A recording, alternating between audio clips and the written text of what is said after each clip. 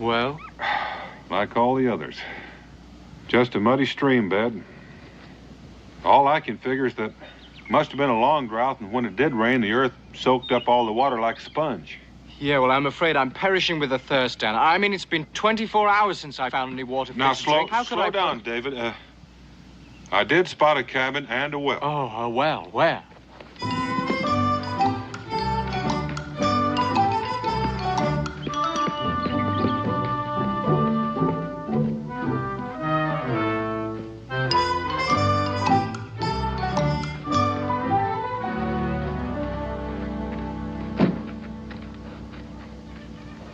Hello? Well, don't you think maybe we ought to ask?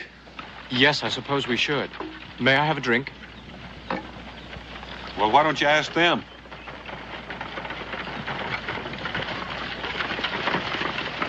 Whoa! What do you want here? Well, we were just getting a drink. We were a little parched. Can I help you down? We would have asked, but we didn't see anyone. Well, there isn't anyone but us. All right, drink your fill. Thank you. Thank you. Where are you headed? Oh, east and north. We're doing a little mapping for the Continental Congress. Well, we have plenty of rabbit stew for supper. You're welcome to share it if you like, and bed down in the lean-to for the night. Well, we wouldn't want to cause you any trouble. We're grateful for the water. Oh, Dan, rabbit stew. My palate is very sore from an excess of beef jerky. All right, David. A little home cooking would taste good. We'll accept on the condition that we can put your horse away. Thank you. That would be fine. We'll call you when supper's ready.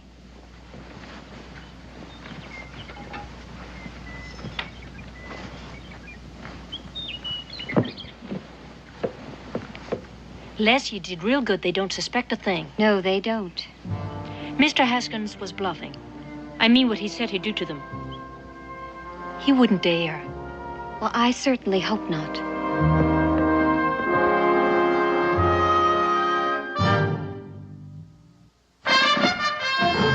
Daniel Boone was a man, yes, a big man, with an eye like an eagle and as tall as a mountain was he. Daniel Boone was a man, yes, a big man. He was brave, he was fearless, and as tough as a mighty oak tree. From the coonskin cap on the top of old Dan to the heel of his rawhide shoe, the rippinest, roaringest, fightingest man the frontier ever knew. Daniel Boone was a man, yes, a big man, and he fought for America to make all Americans free. What a Boone wanted to do and what a dream come true was he.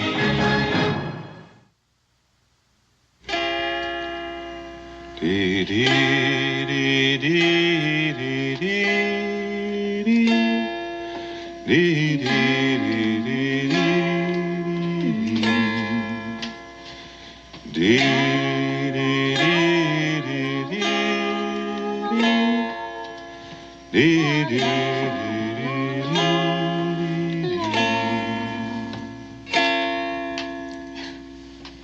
That's right. Pleasant, Mr. Boone. Well, thank you. You know, this dulcimer is almost a look-alike for one I have back in my cabin called Old Sweet Talker. You know, Pa brought that from Exeter County, England, 40 years ago. I reckon that explains it. Mine was handed down from my grandpa, and he was born in Exeter. So maybe our forebears were neighbors. Oh, yes. Well, I can't sing for my supper, but... That's the first picture anyone's ever drawn of me. Oh, it's just a small token of my esteem for your culinary skill, Miss Leslie. You know, you sound different from anybody I ever met before. Well, David doesn't mean to sound uppity, but he was educated in Europe. Oh, well, I like the way it sounds. You mean you've been to all those places? Like Rome and London and Madrid and Paris? Just Paris and London, that's all. London, oh. I mean to live in a big city one day, like Boston or Philadelphia, maybe even London. Les, Mr. Boone doesn't seem to have enough coffee. Oh, no, thank you.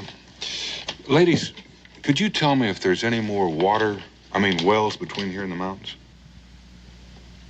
Oh, there's the Kester place. It's about 20 miles due east. Oh, that'd work out fine. Miss Theodora, Miss Leslie, David and I'll be leaving about sunrise, so I'm sure we won't have a chance to say goodbye to you in the morning. I'd like to thank you for your fine hospitality. You're quite welcome. Mr. Boone, Mr. Scott, I hope that the lean-to will not be too uncomfortable. Oh, I can assure you that after 2 weeks on the trail, it will seem palatial. Thank you very much, ladies, for a delightful evening. Thank you for everything. Good luck to you. Good night. Good night.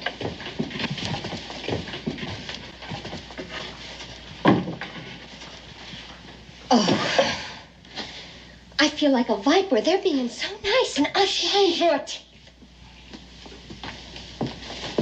We're only doing what we have to do.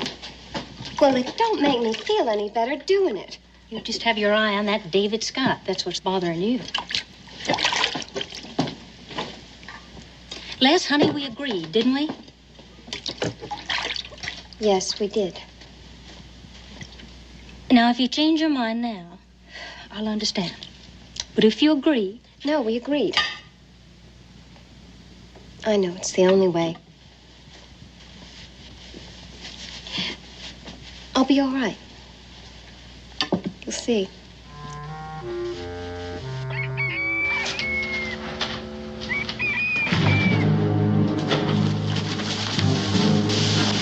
What's the matter? Careful, no sudden moves. You changed more than your clothes. Yes, what happened to the gentle young ladies we met yesterday? Never mind about that. We'll bring you breakfast once you started working. Work? Did you request any employment from these ladies, Dan? I certainly didn't. Never mind about that. Let's get out and take this lantern while you go.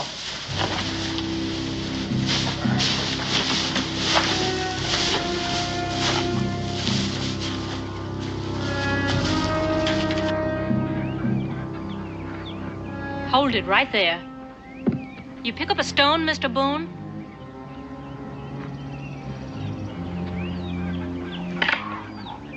Throw. Les? Mr. Boone?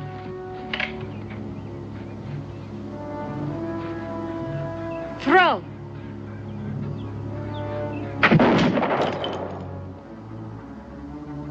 Just in case we get the notion to try and run off. That's right. You see, we are women, but we're not exactly helpless, and we'd hate to have to put a hole in you in order to prove that. Those are touching sentiments. You think this is very funny, don't you? Quite frankly, Miss Theodora, I don't know what to think yet. Well, don't fret about it. We'll show you. Would you continue?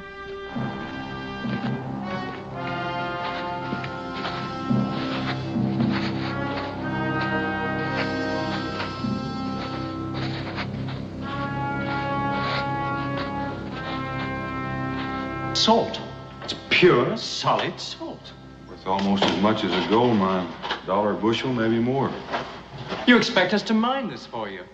We do.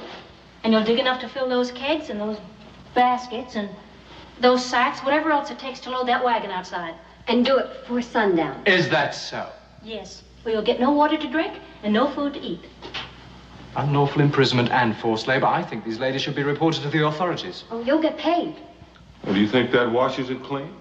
$1 a day, a fair wage. But you'll get nothing unless you put in a proper day's labor. There'll always be somebody out front watching the mine.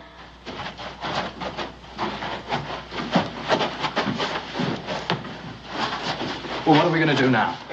Dig some salt, I expect. You mean we're going to let those girls use us as a couple of slave laborers? You got any suggestions? Oh, it shouldn't be too difficult. I mean, we do have an overwhelming physical superiority. Right. Could take this shovel and go out there and sneak up behind that little girl Les and smack her over the head. Hit her? Oh. Well, you just said.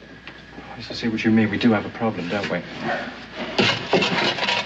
Unless they have scruples against shooting men. Scruples? Those two Jezebels? Look, Dan, I'm certain we can outwit them if we put our minds to it. Well, that might be a possibility, but they've outwitted us so far on that score.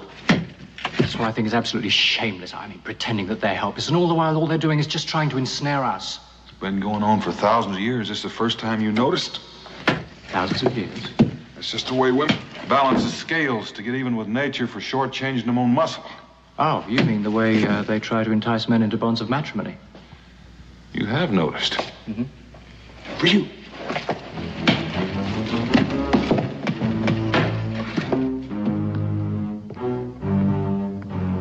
Les, is everything all right?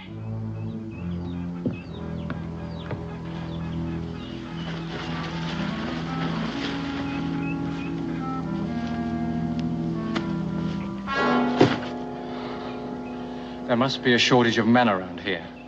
Why?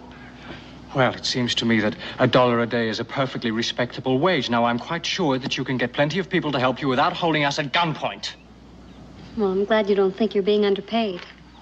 Unless, of course, there's something you haven't told us. No, we've told you all you need to know. Now, just how long do you plan keeping us here? As long as we need you. Look here.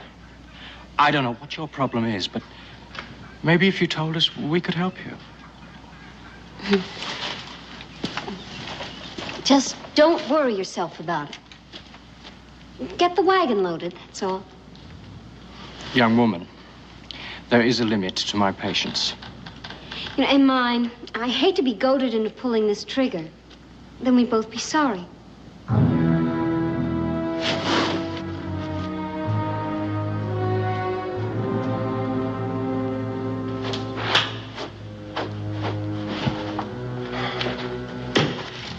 You mad at somebody? Yes, that snip of a girl. Maybe we should forget that they're women.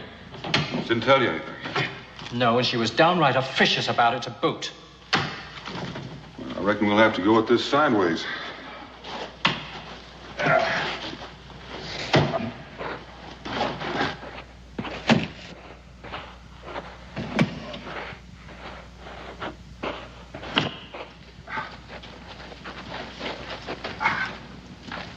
Any particular reason, or is it just a coincidence that both you and your sister call yourself by men's nicknames? Theodora, Ted, Leslie, Les?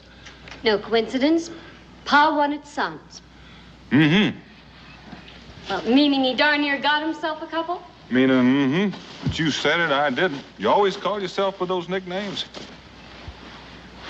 What, is something wrong with that? Mm-mm. You don't approve of women who can make do without men to lean on, do you? It's not up to me to approve or disapprove. Why does it bother you so much? Bother me? Look, I'm proud of it. Mm-hmm. Well, you're doing that again. Doing what? Mm-hmm. I always answer people when they talk to me. By the way, whatever happened to your pa? He died about a year ago in the mine. He went back to work too soon after having an attack of chest pains. Well, he was as stubborn as 10 mules. Mm-hmm. Like father, like son? God!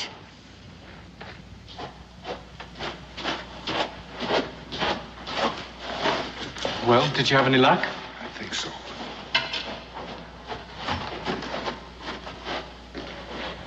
Well, I guess there's no harm in explaining to you now why we're forced to do this. Well, this mine is all we've got. And every time we've tried to get somebody to work it for us, Haskins has threatened them and bedeviled them and so that they quit on us. Warren Haskins. I forgot, you wouldn't know about him, but everybody hereabouts does.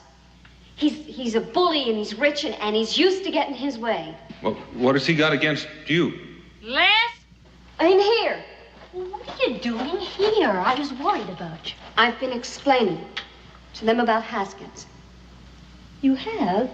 Well, just about how he's run off everybody we've tried to get to work for us. I just want them to know what to expect when he gets wind of them being here. Well, this Haskins really must be something. Any man that can get the best of the two of you. He hasn't and he won't. I must admit, with all of those men in his pay, he has managed to be just a little bit bothersome. But he's probably bluffing anyway. About what? Oh, I thought Les told you. He said that he'd tar and feather the next man who came to work for us.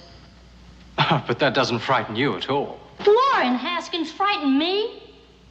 Why, he couldn't do that if he kept trying for the next 100 years. Especially since it's us he's talking about. First, he's got to find out you're here. Then he's got to do that before we get that wagon load of salt into town to Gunther Miller. And by the time that's done, Mr. Warren Haskins might just as well go fishing in a rain barrel for all the good it'll do him. Who is Gunther Miller, and what has delivering a wagon to him got to do with Haskins? We'll talk about that all after supper. While you get back to work.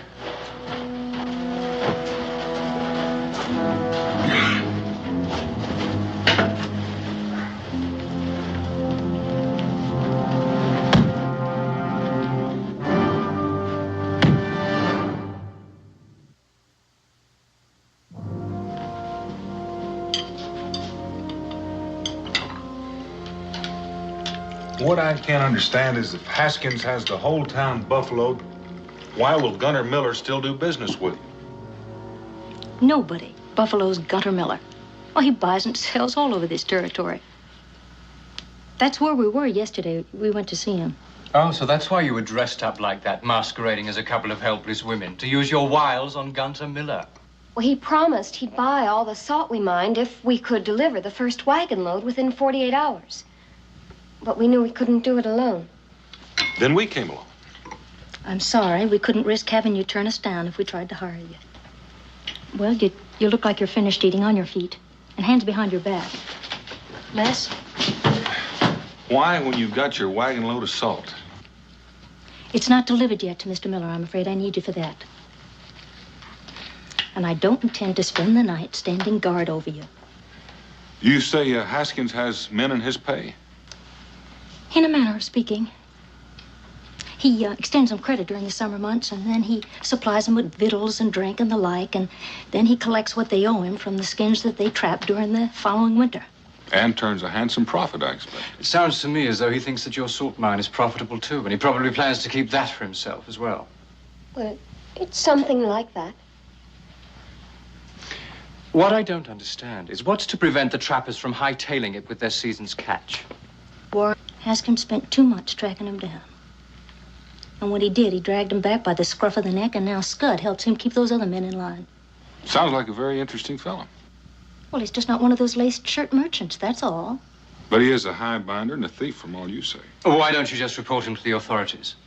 Why don't you just not give us any advice? We've been getting along just fine without your advice right up until now.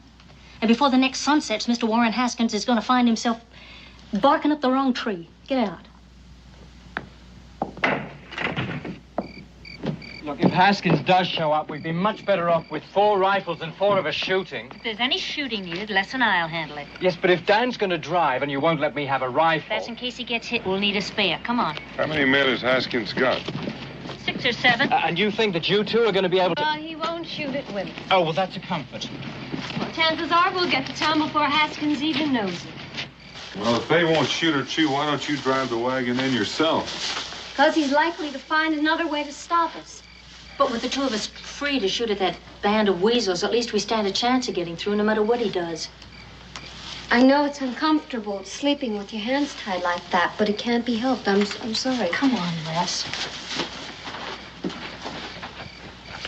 Dan, this has gone far enough. We could have beaten them a dozen times. Look, let me Sidle over here, David, and reach down in my boot. Your knife, you had it all the time. Hold it firmly. We can get our rifles and be out of here in no time. Well, now, hold on. We got to sleep someplace, and this is as good as any. I had in mind just sort of making ourselves a little more comfortable. What? Well, there's more to this Haskins business than meets the eye, and I'm curious. Curious enough to risk being shot at? Oh, I don't think it's going to go that far. We'll get our rifles back tomorrow, and you can go ahead and head on to the mountains. I'll catch up with you in 2 or 3 days. Well, I might just decide to stay with you. Out of curiosity? You could say that. Well, I could also say that Miss Leslie is a fine-looking young woman. But you better be careful. Remember, you're not in London or Paris unless you're looking for a wife. A wife? You're certainly jumping to conclusions. Well, she may do a little jumping, too, if you're not careful. Remember, she's a country-bred woman, and she may put considerable store in the way you've been looking at her. Well, until our cultural patterns are drastically changed and women start proposing to men, I don't think I'll worry about it too much. Well, I'll take back what I said this afternoon. David, you haven't been noticing enough. About women.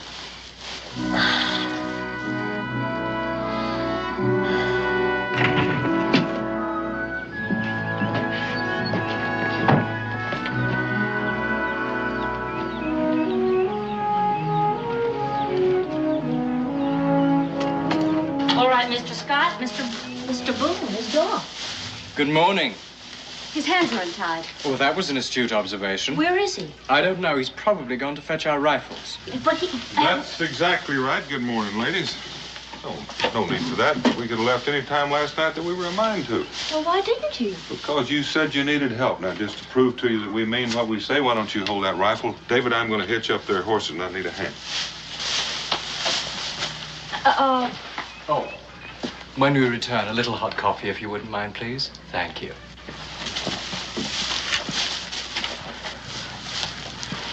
It's a trick. Well, I know it doesn't make sense after we kept them prisoners, but everything they said. I don't understand.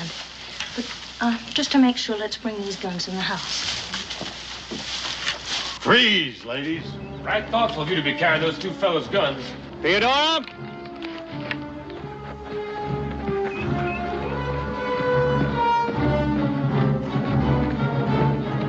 Mr. Haskins, get off my property. You surely are an amusing woman, Theodora. It's a pity about all that work gone for nothing. I know about your arrangement with Gunter Miller. It's a pity. And it most certainly is a pity about you two. But I warned her. Well, what are you going to do? I'm a man of my word, Miss Leslie. I do believe I made it quite clear what I do to the next man to come to work for you. Didn't I? Didn't I? I most certainly did. I don't give a hoot about your word. It just so happens they didn't go to work for us. Didn't they, Theodora? I said they didn't go to work for us. We forced them at gunpoint. Two strapping fellows like that letting you get the best of them? You calling me a liar? I am. And it grieves. It grieves me to hear you pile and lie on top of lie.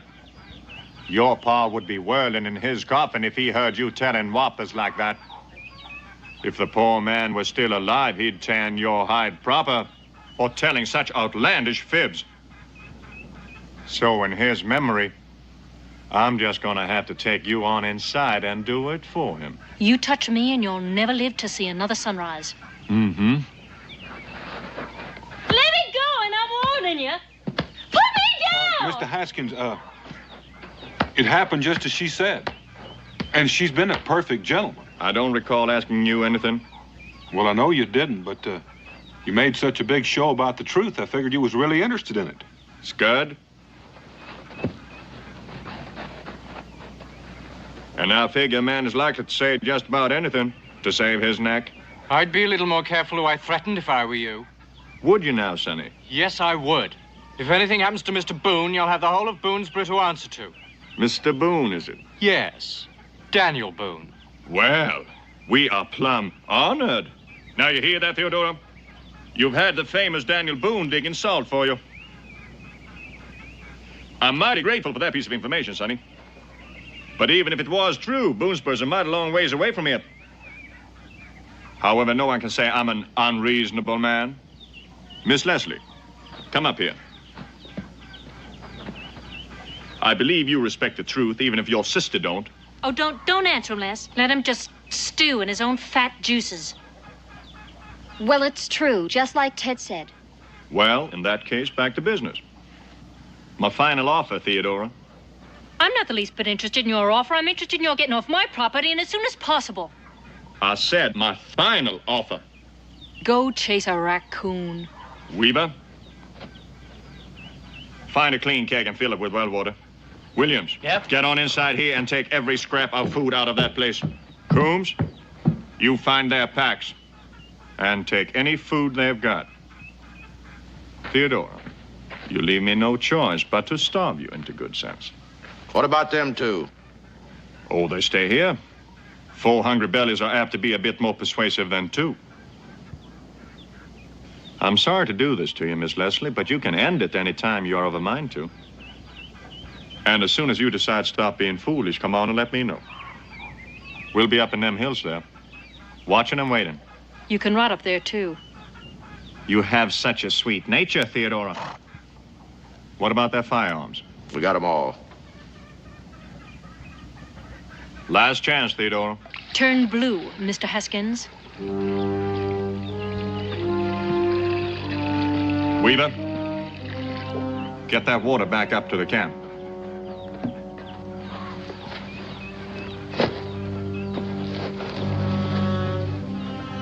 Last chance, Theodora.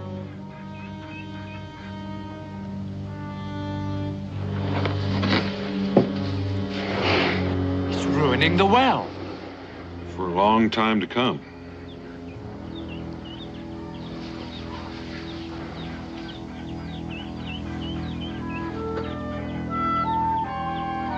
Let's get on back. I'm getting hungry. Theodora, don't try sneaking up to get help. I warn you. Don't try it.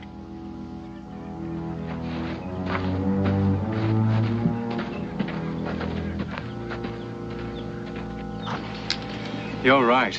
He's not one of your lace-shirted merchants. Convict stripes would be more appropriate. You keep your nose out. It's none of your business. She's upset. She didn't mean it. I must confess, I'm very confused. I mean, he puts salt in their well, steals their food, takes our rifles, and she blames us when we criticize him. I'm afraid that's the point, David. It's a private quarrel, and outsiders are not invited. Yes, well, we're in it, whether they like it or not, and certainly not by our choice. No, that's true, but it's probably going to get worse before it gets better. This kind of lovers' quarrel usually does. Lovers' quarrel? David, we're caught right in the middle of a passionate romance.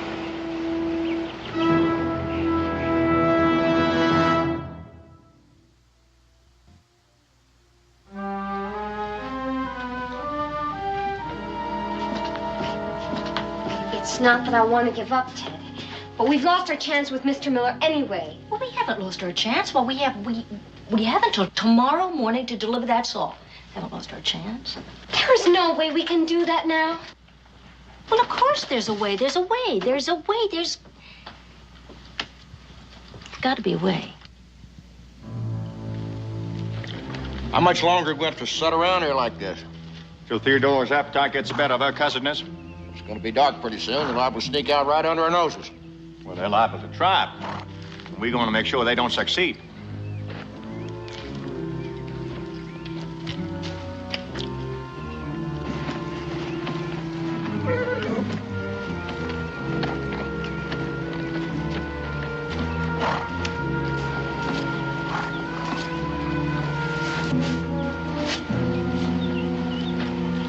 She's still sitting in there rocking and stewing. He's in there, he's up there. Anyone didn't know better to think the two of them hated one another. Oh, isn't that the truth? Sometimes when I think about both of them, they make me so angry. Well, how did you know? Oh, when anyone feels that strongly, it's got to be either love or hate. There's a lot of foolish pride mixed up in this, but there's no hate in it. I know, but Ted won't admit that. She's made up her mind it was the biggest mistake of her life. She won't even talk about it. That I didn't know. What? How long have they been married? Oh, 6 months. Well, how long has this been going on? Oh, nearly from the first. She brought her half of the place as part of the dowry, and he refused to accept it. And that started it. Well, Ted places a high value on her independence, and he wants her to depend on him for everything. An independent woman and a prideful man. Started the recipe for a calm marriage. And they've been fighting constantly about it. She finally moved back here with me. She just told herself that it was a big mistake, the whole wedding, and as far as she was concerned, it never even happened. And then Haskins began his deviling, huh? Mm-hmm. You know, I can see the right on both sides, though. I can see a lot of wrong on both sides. Pride, high-handedness, mule-headed stubbornness. You know, I've never seen two grown people more in need of a good hiding. Are you gonna help us, Mr. Boone? Well, are you gonna help us? Well, the salt wagon would make too much noise, and Haskins would be on us before we went 100 yards. We're just gonna have to leave it behind. I'm not going without that salt. But of course, that is none of your concern, Mr. Boone. You just sneak right off. Les? But it's not the salt that you care about. It's besting Warren Haskins, isn't it? That's right, and he's been working for it. And you'd starve yourself half to death and go without water That's for a right, week that's before what I you do. give in? That's well, right. That's your privilege. Why ask your little sister to do it, too?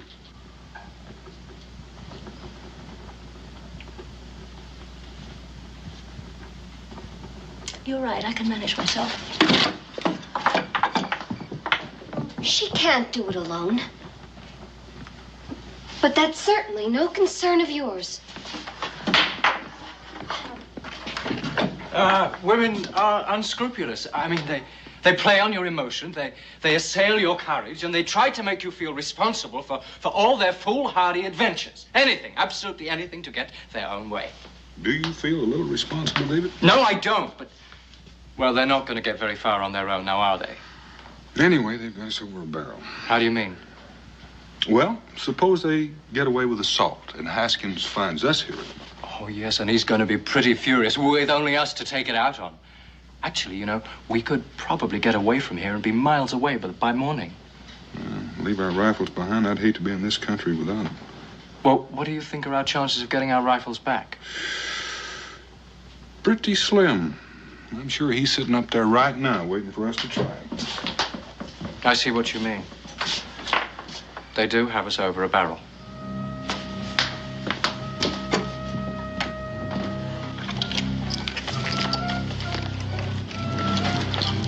Here, I'll do that.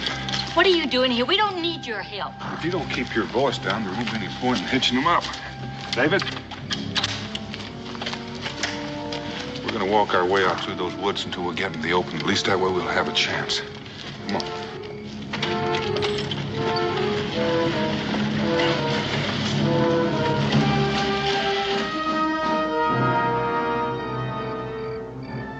What are you doing here? I heard a noise, went to have a look. They left with the wagon.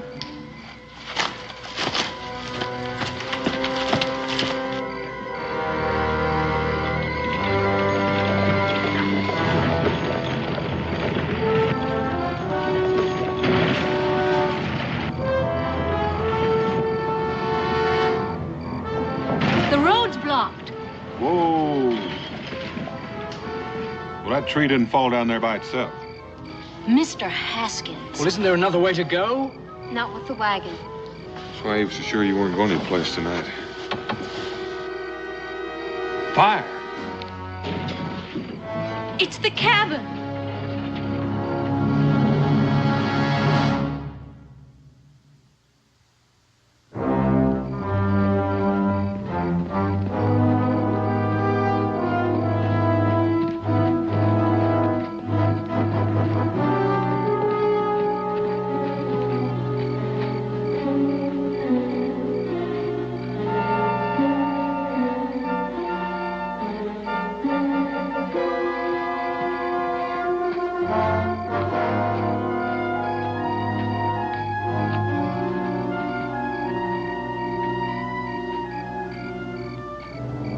I warned you, Theodora. And you just wouldn't listen. You haven't got any food. You haven't got any water. And now you haven't got any shelter. Are you about ready to give this foolishness up and come on home?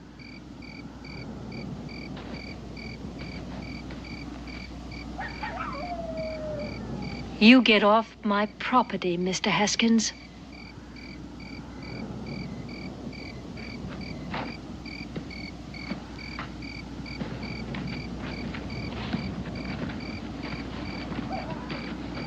A lover's quarrel, Dan?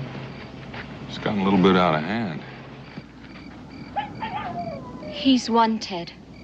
No, he hasn't. No, no, no. What can we do? We'll rebuild. Rebuild. How? I don't know how, but I really can't. I can't let him win. I can't let him get away with this. Didn't I see a keg of gunpowder in the mine? Yeah, Pa used to keep it there for blasting. And a whale oil lamp? Have you got any more of that oil? Yes, why? Think maybe I have a notion that might turn the tables on Mr. Haskins. You do?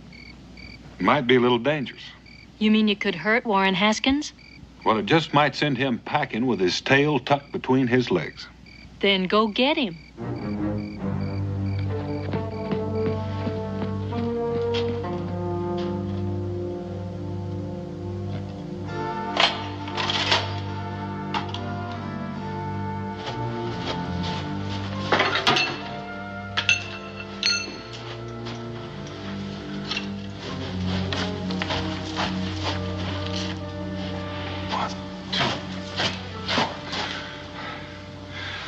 Right about here. David, give me about 6 holes, about 15 inches apart, about 2 feet deep, with a downward angle so they'll hold gunpowder. Yes, now, we're going to need some rags. Rags? Oh, what about those salt sacks? That'll do fine. Well, how many? Well, I'm going to need about 12 strips, sort of thin, sort of like wicks, about so long. You'll have them. Oh, I'm going to need 4 more, same length, only 8 inches wide. Right. Is it permitted to inquire I'll be right back. what it is we're creating? Well, I made 6 holes in the wall here. 15 inches wide. That's about, what the man said.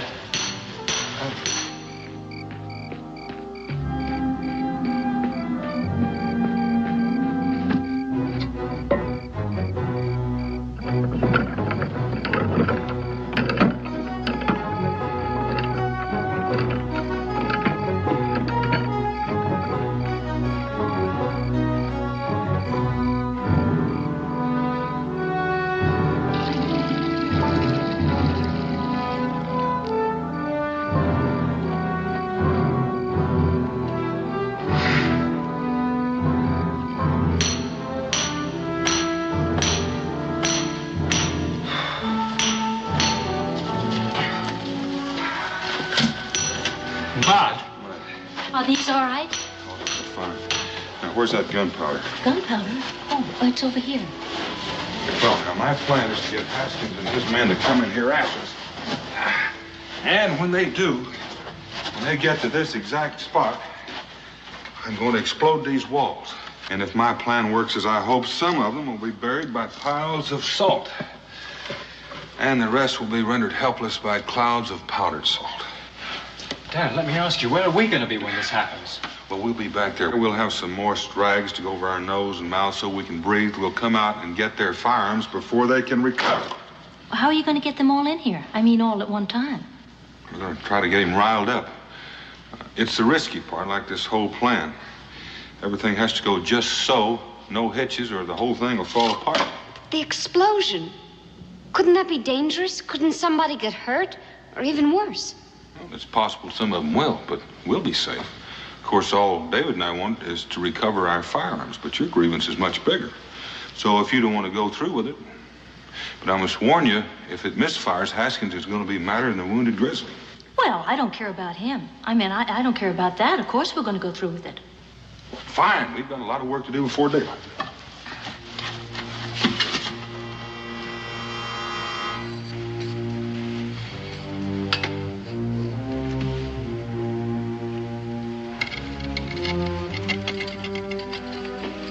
Mud? Here's the mud. Now we have some wicks. These ready? Yes. Here it is.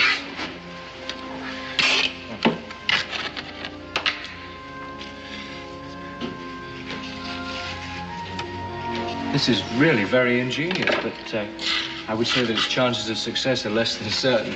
I would say that's a tolerable reckon. Just water, Bernie. Do you think you'll finish before sunup? I think so. Why don't you girls give David a hand? I'll be back as soon as I can. Ted, why don't you take these?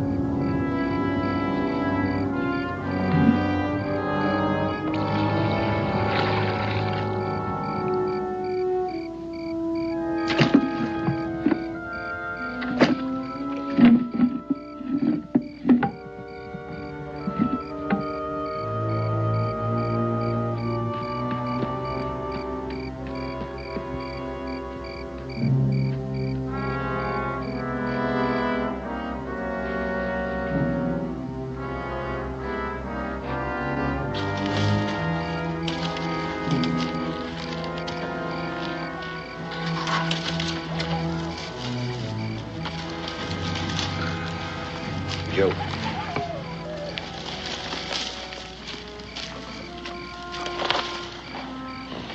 Hey, Joe.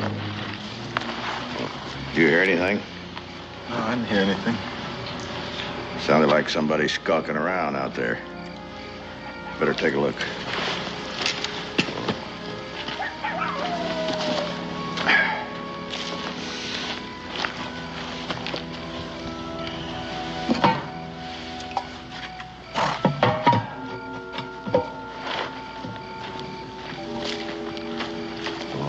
I didn't see anything out there.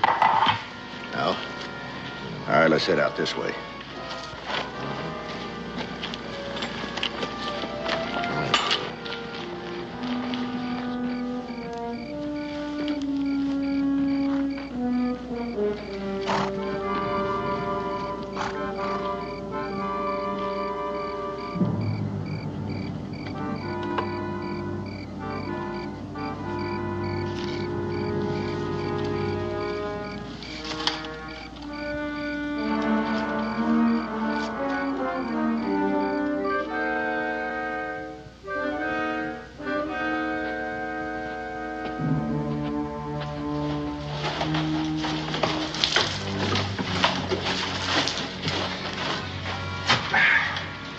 Finished? I think so. Fine. It's almost dry. I think we're ready for it. This water's delicious. I'd give anything to see Haskins' face when he finds out it's gone. All right. Let's get up. Let's get up here.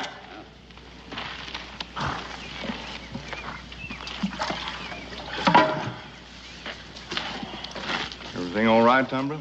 Yeah, everything seems all right.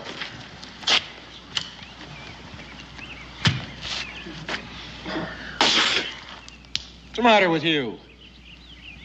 This water here salted. Salted? Wait, I remember. There was 2 kegs of water. What? Last night, when I thought I heard something, I noticed there was 2 kegs of water. It was sort of funny, but then I blasted. They've exchanged our fresh water for salt water. Blasted.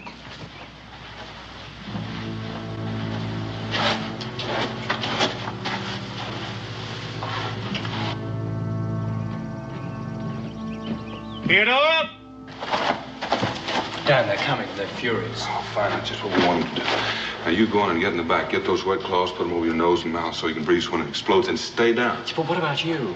I've got a few things to finish up. I'll be back in time. But Dan, don't you think that we should try to reason with them? Get started, David.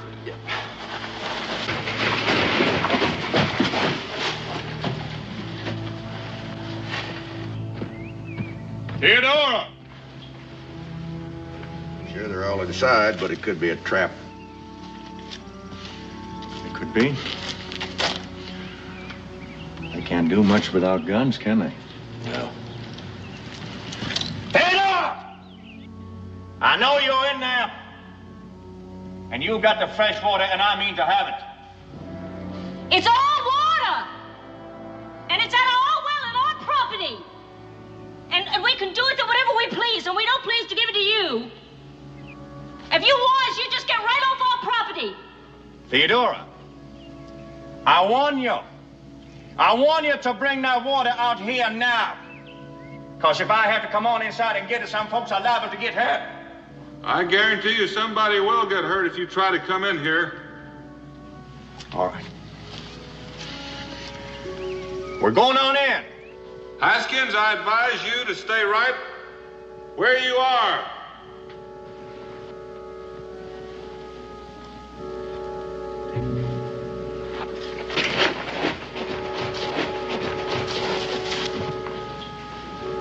I'm telling you something funny going on here. No, he's bluffing.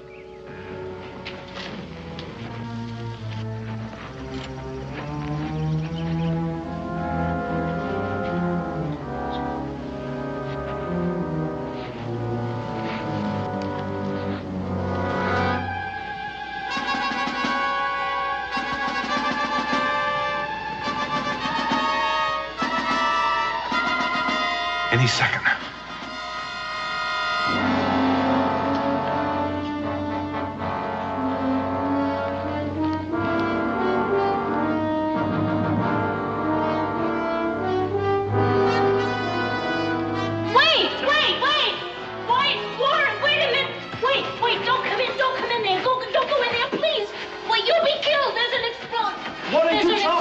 Explosion. It didn't go off.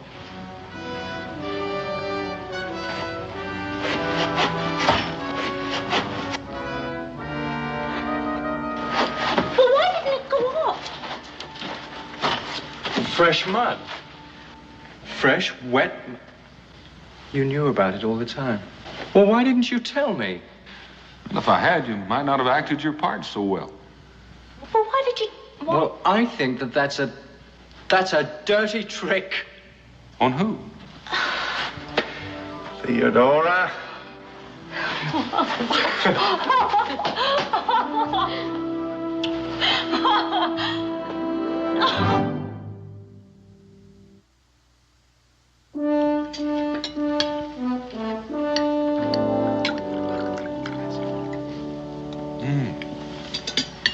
You've done all that work just to show Mrs. Haskins and me what a couple of mules we'd been.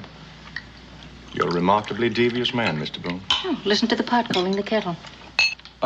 So the mine is all yours now? Oh, they insisted. It was the simplest way to end. My men will build a log house and they'll work the mine. And the money from the mine will pay for a trip to Europe. It's all those wonderful places. How soon will you be leaving? Oh, 2 or 3 weeks, I expect. Well, you could come by Boonesboro and, well, David will be there and he can tell you about Europe, sort of prepare you for your trip. Oh, will you be there then? Well, I do have a few more maps to do, but I'm sure that... Oh, you'll be back by then, David. Mrs. Boone and I'd like for you to come and stay with us as long as you like, Miss Leslie. Oh, that's wonderful. Well, I'd really be looking forward to that. Yes. Will you have any difficulty marketing all that salt? No, I'll market it myself. At a profit, Mr. Haskins. At a fair profit, Theodora. At no profit, Mr. Haskins. We'll discuss it later, in private. There's nothing to discuss. Theodora? You will not make a profit on your own sister-in-law. You are trying my patience, Theodora. Mr. Haskins, I have just begun.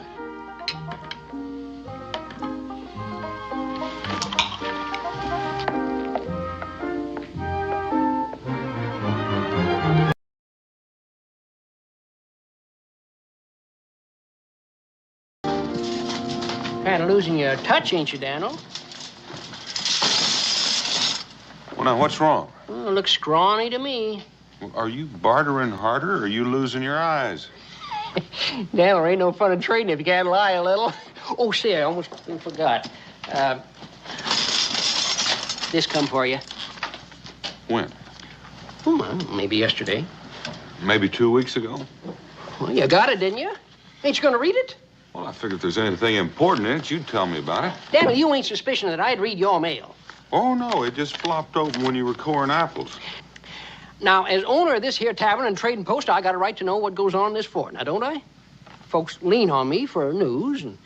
Oh, sure, it's a heavy responsibility. Yes, it is. I'd sure hate to get my facts messed up in just one reading. Well, as long as you're going to be jawing about it anyway, you might as well be jawing with your facts straight. It concerns a Sergeant M. Malone, who's granted a certain tract of land comprising 10 acres, being in northwestern section 12 in the township of Boonesboro in the county of Kentucky. A land grant where? About 5 miles west of here. Oh, that old patch of stones. Well, you couldn't even give it back to the Shawnee.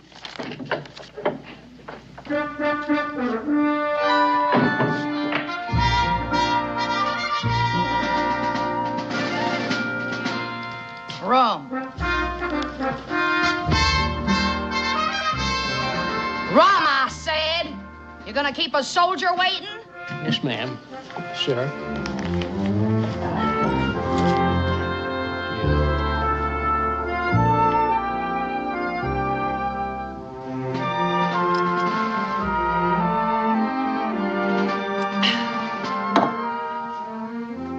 I'm looking for your commanding officer, Daniel Boone.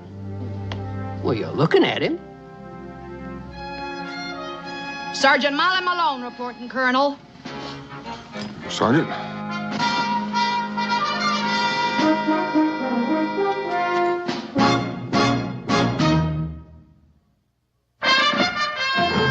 Daniel Boone was a man, yes, a big man, with an eye like an eagle and as tall as a mountain was he. Daniel Boone was a man, yes, a big man. He was brave, he was fearless, and as tough as a mighty oak tree. From the coonskin cap on the top of old Dan to the heel of his rawhide shoe, the rippinest, roaringest, fightingest man the frontier ever knew. Daniel Boone was a man, yes, a big man, and he fought for America to make all Americans free. What a Boone wanted to do and what a dream come true was he.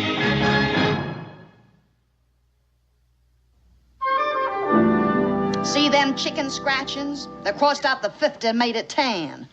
Everybody else got 50 acres.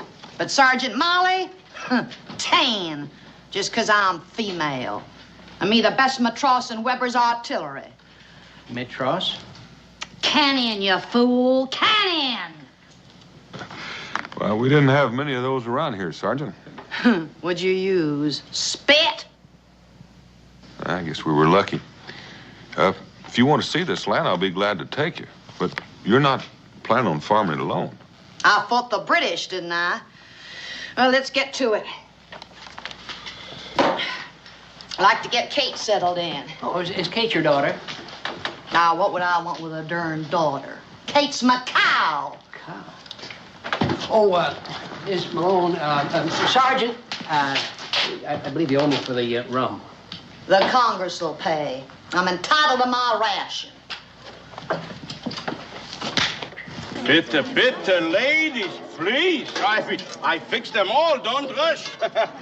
Just remember which one is yours, huh? Oh, I fixed that one easy. Yeah. This here's Kate. Hey, Kate. You there? Oh, yes, ladies. I take care of all of you. No rush. Plenty Hey, of you time. there. Emma, you there. Why is it so hard for you to remember my name, huh? Herman Blödel. Maybe she don't hear so good from all that boom, huh? All right, please, what do you want? I have all these customers I already. want my goods. Get up there and hand them down. Yeah, Emma, you there. I ride over 200 miles with that woman. She has only 2 words for me, you and there. Try to talk with her. Don't smile. Don't say nothing. Only you there. This nichts. You're still a Hessian. I am no Hessian. I am Yankee, same as you. Well, Herman, thank you for bringing Sergeant Malone safely to Boonesboro. Oh, that's all right. Ham? It was me who was on lookout for Injuns. You couldn't tell a rifle ball from bird seed. Takes more than gunpowder and britches before you can be a man. You're lucky I didn't have you notched in my hindsight, Tinker. Let's move, Colonel, before he shows me the whites of his eyes. Any charge for the freight? Good riddance. All right, ladies. Herman the Tinker's here. Hessians never could have bought him. Leastways a tinker who didn't have the gumption to fight against us. What's going on, Katie? Well, you know, Sergeant, I figured he just might have been on our side. Now, I know you fought against the British, but you have to admit you did have a little bit of help. Now, your land is still quite a ways from here. I can still keep up with the infantry, Colonel, and I took my own pack. Come on, Kate.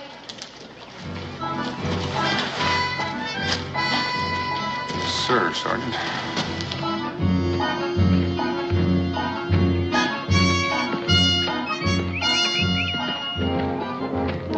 Getting tired, Colonel? Oh, no, I'm just thinking about the cow. Oh, don't you worry none about Kate. How about you, Sergeant? Me? I'm used to marching 20, 25 miles a day, pulling cannon, too. But I gotta allow for a Colonel, you keep up good. Thank you. Thank you very much.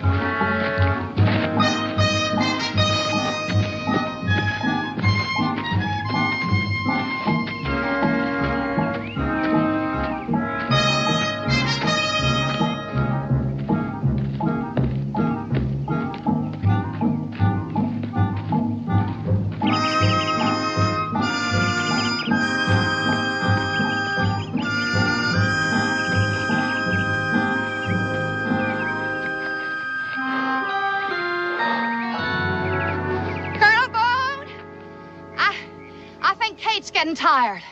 She needs to stoke up. Well, she's welcome any place around here, Sergeant. It's all your land.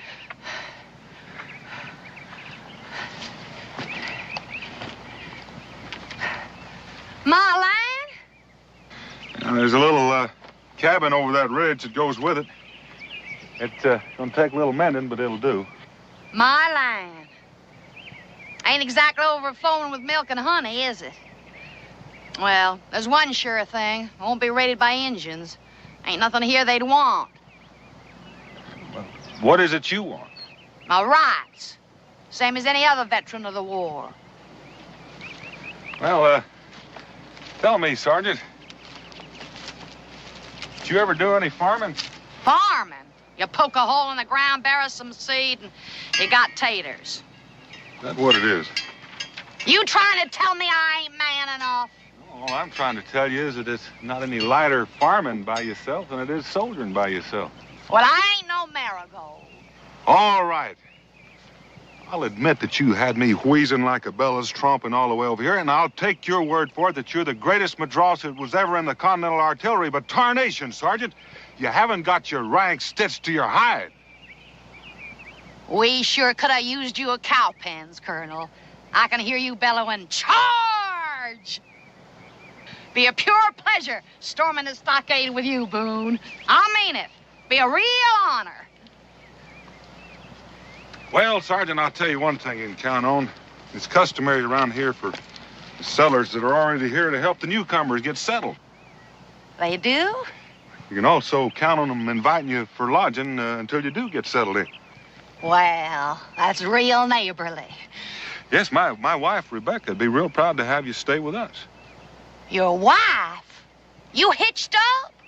Well, I'm proud to say. Ha! War sure robs a man of his powers of reasoning, don't it?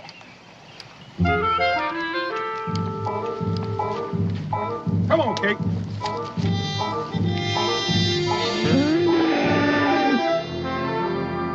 Handle cartridge. Ram down cartridge. Prime. Take aim. Fire! Boom! Right in the the front ranks, boy. I tell you, we must have wiped out 50 in one shot. Sure beats a musket. It sure do, boy. Now, you try it. All right. Handle cartridge! Ram down cartridge! Prime! Israel! Time for bed. Oh, Ma, I was just getting the hang of it. You heard your ma, son. Say goodnight. Night, Pa. Night, Sergeant. Pleasant dreams. You're gonna make a first-class soldier, boy. I am? Yes, sirree. That's the trick. Following orders. Your missus serves a real fine mess, Colonel. Ain't it so good since we ambushed the Redcoat kitchen wagon? I'll have to tell her that. That's a real smart towhead you got there. Thank you. He's near ready for his own musket. Oh, there's plenty of time for that. I figure a boy ain't really grown till he's notched at least a bear in his hindsight. Oh, until he's been scratched by one. Nature's way of reminding you you're on your own. Well, Sergeant, out here, we like to think of ourselves as kind of one big family. Family? The way I see it, having a family is like having an outpost in the middle of nowhere. Gosh, Ma, she must have been in 100 battles. At least. You know, the way she tells it, you can just hear that cannonball whistling. Sure glad we had her on our side. She's one of the bravest men I ever met. I'm only scared as women. Huh? Good night, son. Well, sir, after marching 27 miles in snow up to our gizzards, we stumbled on them, drunker than a tribe of Mohawks on sour mash. Daniel, Miss Molly's had a long, hard trip. Don't you think you might be tiring her? Oh, me tired? Me and the Colonel's just been swapping yarns. Well, I ain't half started. I'll fix your bed anyway. Thank you. Well, I could use the rest. You're going to have a hard day tomorrow. I think I'll just sit here a while and do me some musing. Well, about your land? Nope. About how some officers sure give up easy once they get hitched. Good night.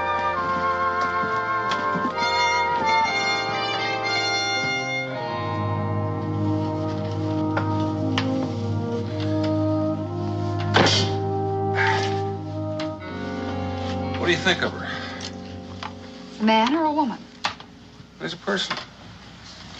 She's still fighting the war, Dan. Yeah, it was a big slice of her life. That is her life. Just looking for somebody to share it with. You know something? She just might snag a husband in Boonesboro. Be a mighty lucky man. Isn't every groom that gets a cannon with his dowry? He's a sharpshooter, too. I'm beginning to think it might have been a heap smarter if I'd taught myself to fire artillery rather than churn butter. Beck, if I didn't know you better, I'd say... I'm not even going to say it. Why, you have to admit you enjoyed reminiscing with her. Well, like a couple of soldiers passing the time. Dan, she may be wearing a uniform, but she's still a woman. Well, Becky, she's going to have a hard enough time as it is without giving her trouble that she hadn't reckoned on. Well, that's what I mean, Dan. How's she going to farm it alone? Well, she won't be exactly alone. It'd be less than neighborly if I didn't give her a hand clearing the stumps. And trimming the logs and chinking and... Well, you don't expect me just to stand there and let her do it alone. She's a woman. A minute ago, she was a sergeant in Weber's artillery. 10 minutes before that, you were fighting the Battle of Bunker Hill. Together.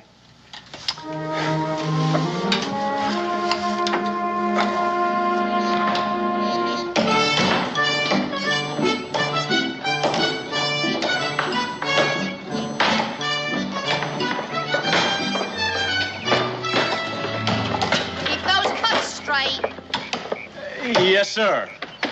Now, don't tell me you measured that. You're more than a foot off. You call that chinking? What's wrong with it? It's plumb full of leaks. That's what's wrong with it. Look, I've been chinking cabins ever since I came to Boonesboro. Maybe you ought to learn a new trade, boy. Sergeant Molly? What do you want, Kate? Bring her over here, son. Does she look all right to you? Kate? Yes, ma'am. Well, how's she supposed to look? I'm not claiming to be any expert about cows, but she does look a little poorly to me. If this weren't my cow, I'd say she was going to be light in June. Light? Calf, boy. Ain't your ma told you nothing about pollination? Genesis? Oh, you mean from the good book? Well, it started around then. Now, you pay close attention, boy.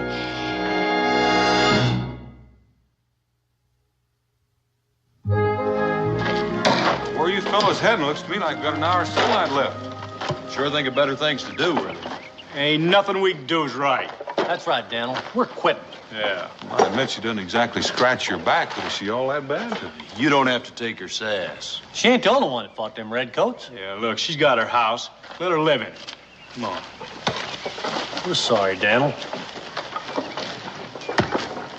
Hey! Where are you going? Well, it looks to me like you just lost your company, Sergeant. I knew they'd turn tail for a sign of fire. Laziest louts I ever drilled. You call that chinking? Wouldn't surprise me none if the whole place blowed away. Well, don't you think those men know what they're doing? How do you figure Boonesboro got itself It's a built? wonder it's still standing. Molly, these people are your neighbors, and they've taken time off from their own chores to help you with yours. I ain't no female going around curtsying to every male critter that passes through. But they expect me to do lick their boots? Well, would it have humbled you too much just to say thanks?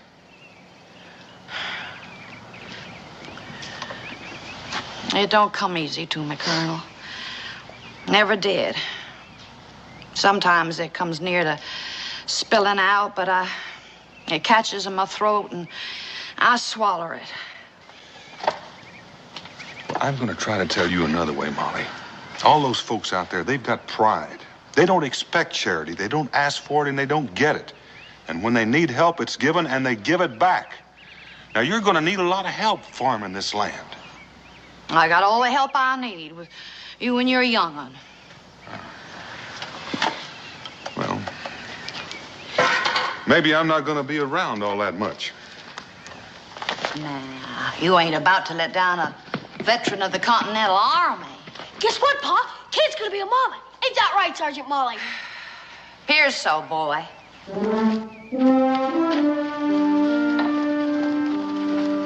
Well, that's one thing she didn't do all by herself.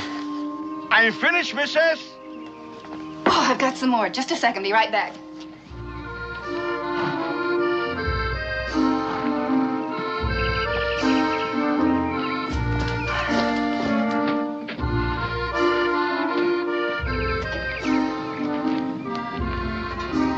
Mr. Bloodell? Hey, Blood. Just call me Herman. Herman. Oh, my, you work so fast. It's not good, my work? Oh, no, it's just I've given you so much to mend, you've done it already. Oh, well, it's no good to stay in one place too long. Sometimes I like it. I don't want to leave. It's good dirt, huh? Smells sweet. Lots of rain, huh? You ask questions like a farmer. Me? My father may be in the old country, but no. I have good nose for dirt, though. I travel from place to place, and I fix the pots. I see the country. Sounds lonely. No, I have Wolfgang. He's a very good listener. I talk and he listens. Sometimes I yodel. And he has, wie sagt man, he has a good ear for music. Mr. Bloedel, have you ever thought of getting married? You what? Why not? Herman loves Kentucky, and he's through tinkering, and Molly's got the farm, and Herman's got the hands. It's a perfect match. Rebecca, this may come as a surprise to you, but they've met, and they can't abide one another. Well, maybe that's exactly what they need. As I recall, Mr. Boone, we met under similar circumstances.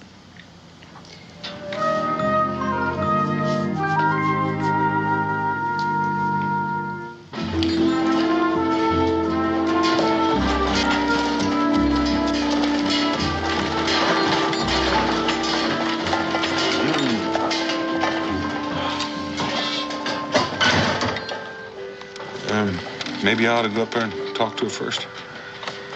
I think it's a waste of time here, Boone. There's no harm in trying.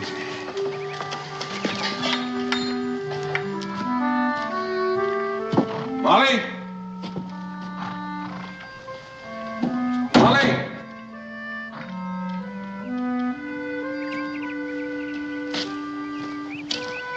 She's not here. Maybe we go, huh? No, you stay put. She might be around back by the brook. Yeah. I still think it's a waste of time.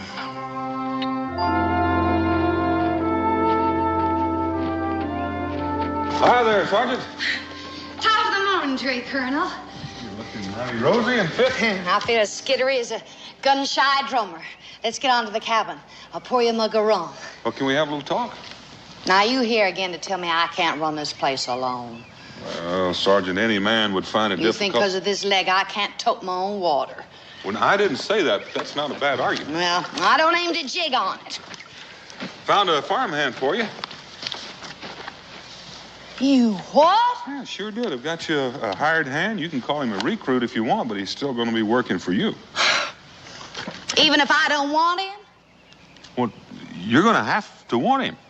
This my property or ain't it? Well, yes, it's your property, but you don't have the right to go around endangering yourself. The settlement council has enacted an ordinance against it. What ordinance you talking about?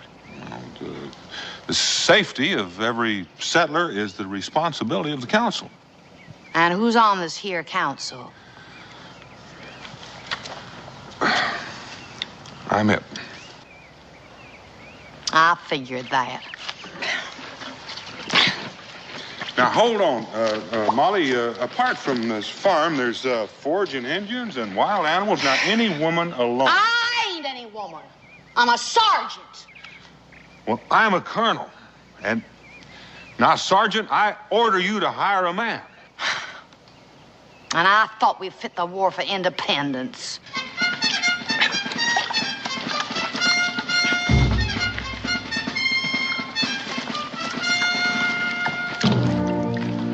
What's he doing here?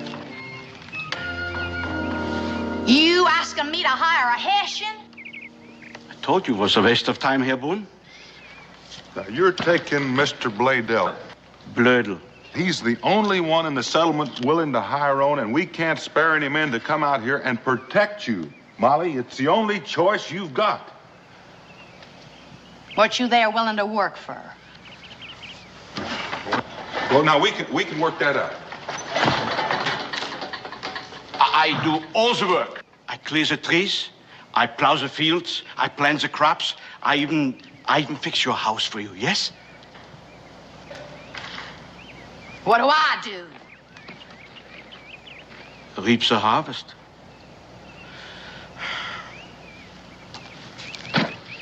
What's that gonna cost me? 1 acre of ground. What? I don't want wages. I only want my own little piece of land. He don't want to work for me. He wants to be a partner. Well, I don't need any. Well, you can't farm all your land anyway. No. 1 acre. You ain't getting choice. I take what you don't want, but I get 1 little piece of land. Now, that's fair, Molly. Can you shoot? Shoot? Use a gun. Kill! I'm sorry, I don't have that skill. So you protecting me or mayhem? And another thing, where's you there stand? Oh, don't worry, I sleep in the wagon. Well, better be awful ways. I don't want that pot and pan jangling bothering Kate. Well, then is it a bargain? You got your bargain.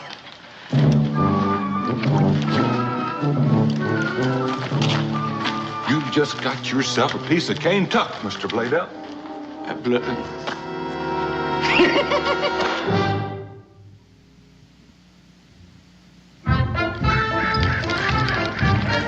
Howdy. Oh, Wolfgang. Oh. Well, howdy. My name's Israel Boone. Israel. He who striveth with God, huh? You must be Daniel Boone's son, huh? And you're Herman the Tinker. No more. Now I'm Herman the farmer. I don't see no farm. Oh, don't you remember it took the Lord 6 whole days to make the whole world? I guess he had more to work with. Look, think with your imagination now. Over here, we plant corn, tall, huh? And over here, an orchard with peaches and apples. My mouth is watering already. Mine too. But you know, right now, I settle for just a nice cold drink of water. I'll go fetch it. No. Wolfgang, we're gonna get some water.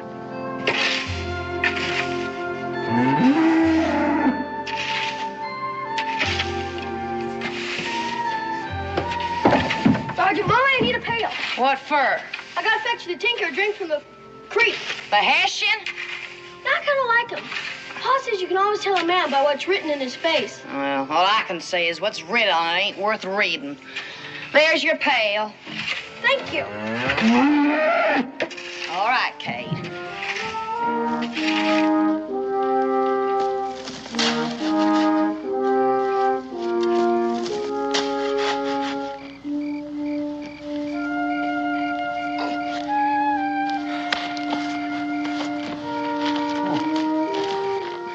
Here, let me.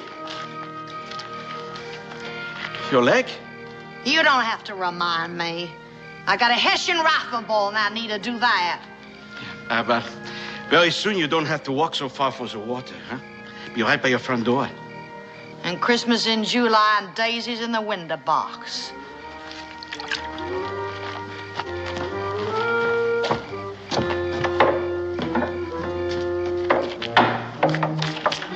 Show her.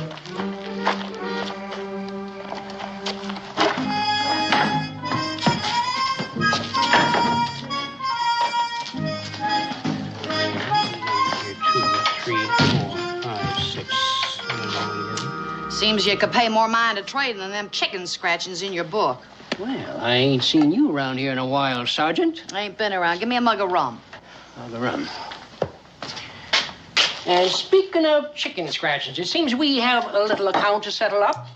You think you got a poor veteran in your clutches, don't you? Well, I'll tell you the particulars right here. Let's see. There. Now, 1 plowshare, harness, butter churn, cookware, gunpowder, rum, traps, You leave flour, anything cheese out? press. Well, it seems to me you got about everything else except dress goods. Perhaps the matros from Weber's Artillery would care for a swath of gingham?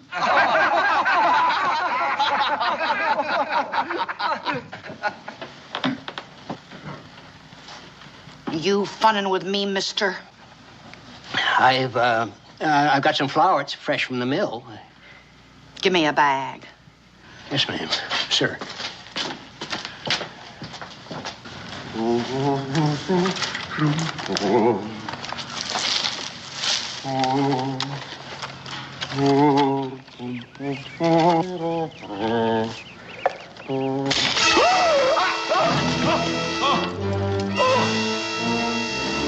Was?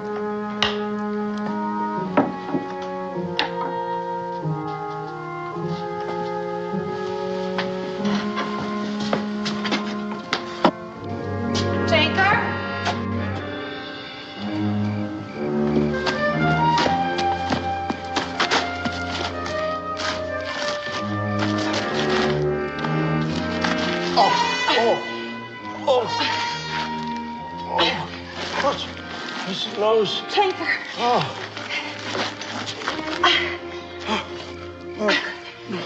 No.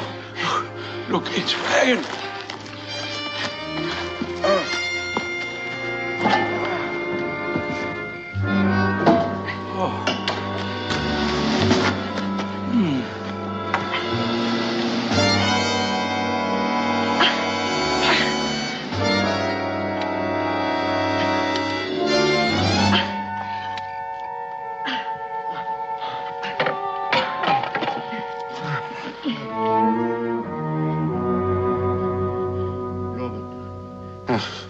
Schöne Blumen.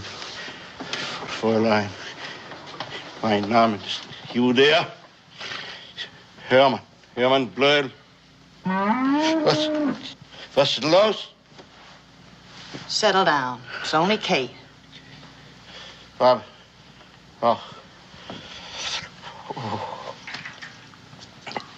Hills there. Not so high as in my Bavaria. Have I, good nose for dirt?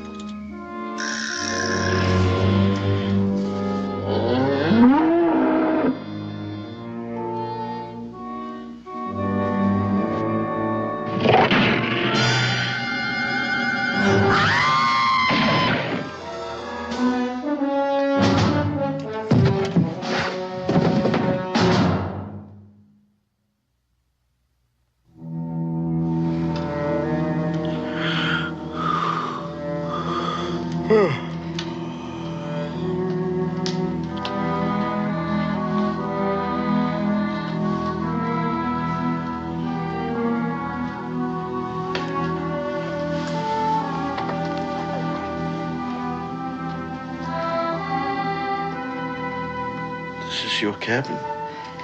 Yep. This is your bed? Yep. Oh, I don't understand. Ain't nothing for you to understand, Herman. Herman?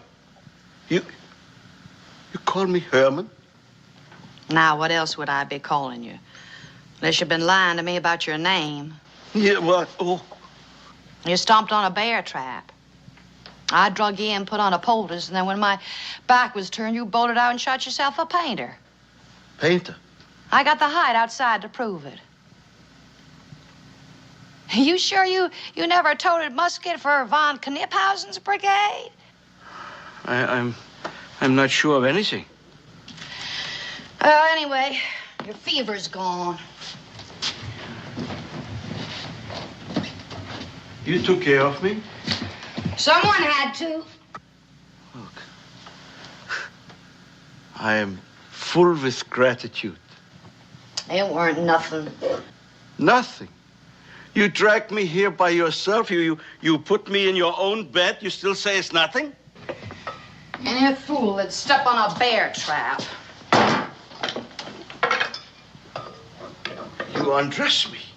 Sure. Don't you think I've seen recruits' skin before? You forgetting I'm a sergeant? I don't forget that you're a woman, Sergeant Molly.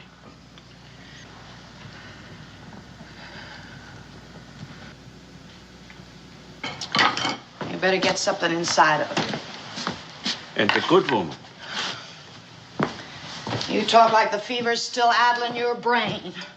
Well, I know what I am speaking. It's not the fever. You gonna eat something or ain't you?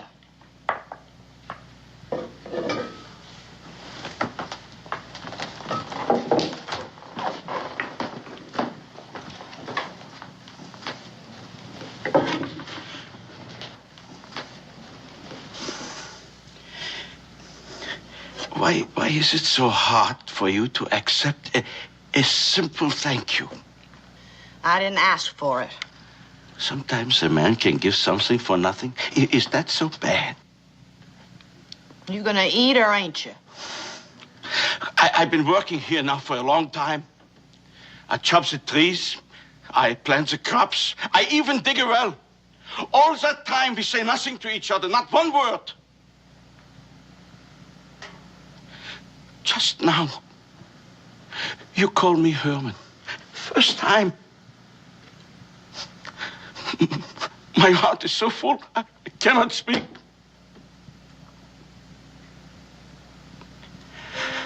Don't you know what I want, Molly?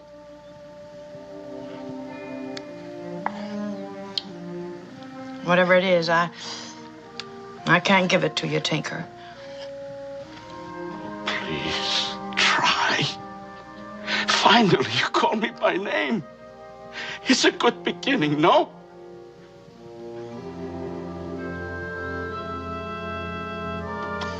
I got to look to Kate.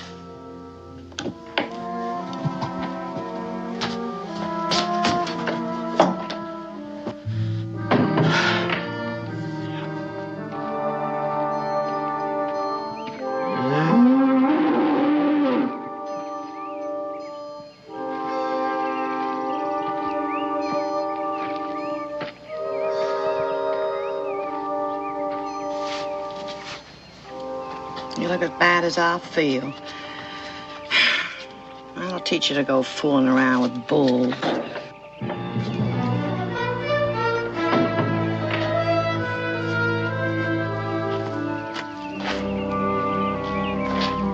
Where do you think you're going? I'm fine. You shot that painter clean through the neck. I did. With one shot. Was I not so big a man when I clear and prepare the fields, huh? When I dig the well? Do I have to stand up to a wild animal before you know who is it, Herman Blurden?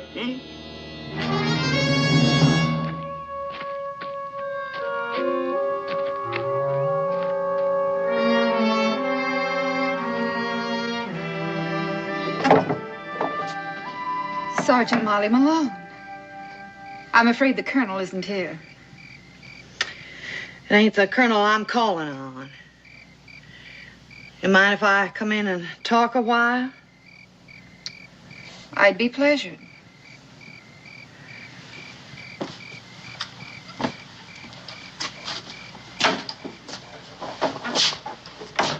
Don't feel like no barracks, do it?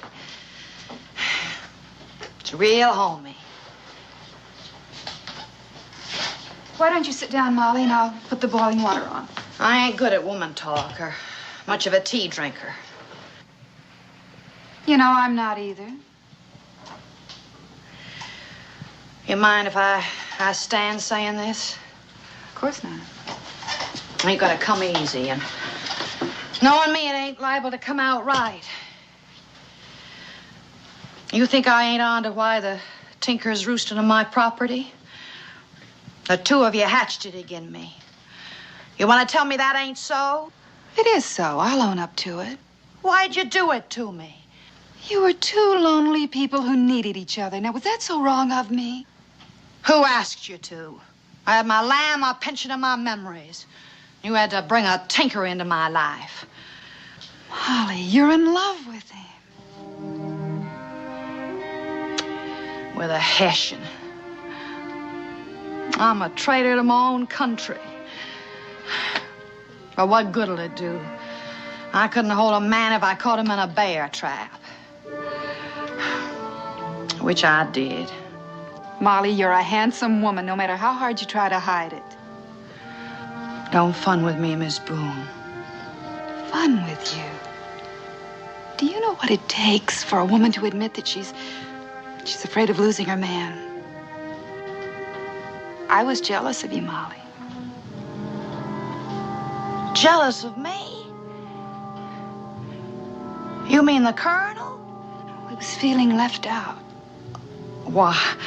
We just had musketry and tactics to talk about. I wasn't jealous of a soldier, Molly. It was a woman. A real pretty thing like you? Jealous of a rusty, broken-down old cannonball like me? You think I'd bother with matchmaking if I wasn't? Look, I want you to look at yourself. Now, do you think Herman fell in love with your patch of ground or with your war record? Molly, look. We pour some vinegar through your hair and you brush it in the sun, it'll shine up real nice. And it's amazing what a pinch of flour do for a shiny nose.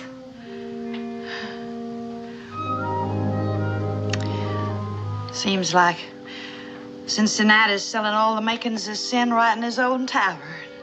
Just like Paris, France.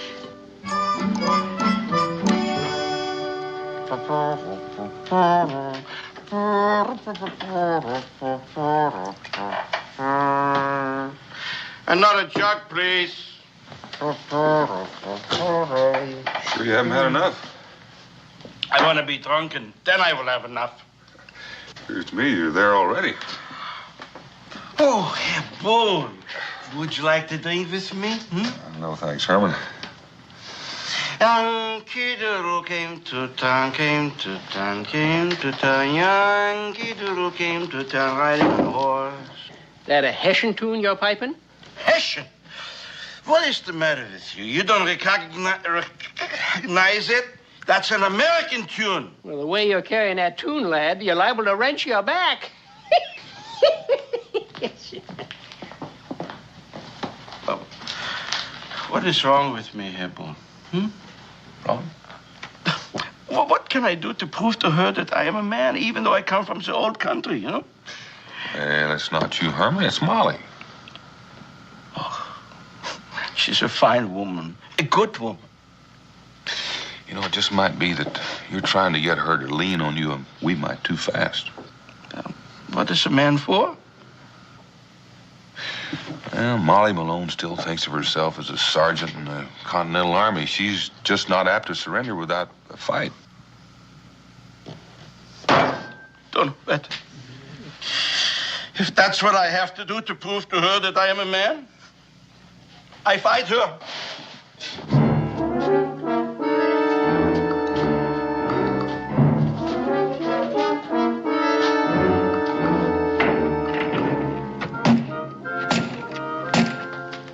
Who is it? Herman, the Hessian. Opens the door, I break it down. You drunk or something?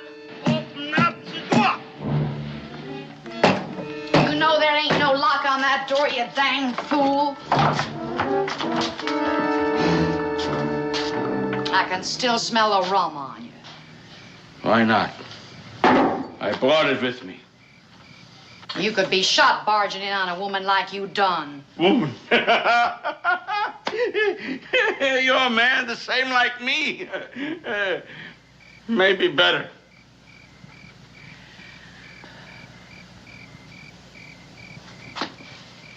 I demand that you give me satisfaction for my honor. We fight a duel. A duel? Muskets at 20 paces. You can't see 20 paces. Then I die. If you think I'm gonna blow your head off. Why not? I'm a Hessian, no? I'm your enemy, ain't I? Go on home, Herman. No. I know what I am. I don't need you to remind me. Go on home. I don't know what I am. I used to think a man is a man because he plowed a field or he digs a well. But maybe here in Kentucky it's different. I want to know that Herman Blödel is not afraid to die. I want to be so good a man as you, Sergeant. So fight me!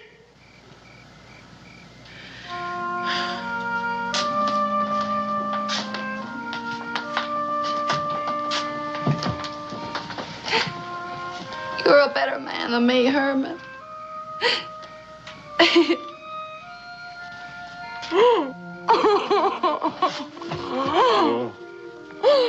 Cry. A woman's got a right to blubber once, don't she? Every right, Liebchen. Every right.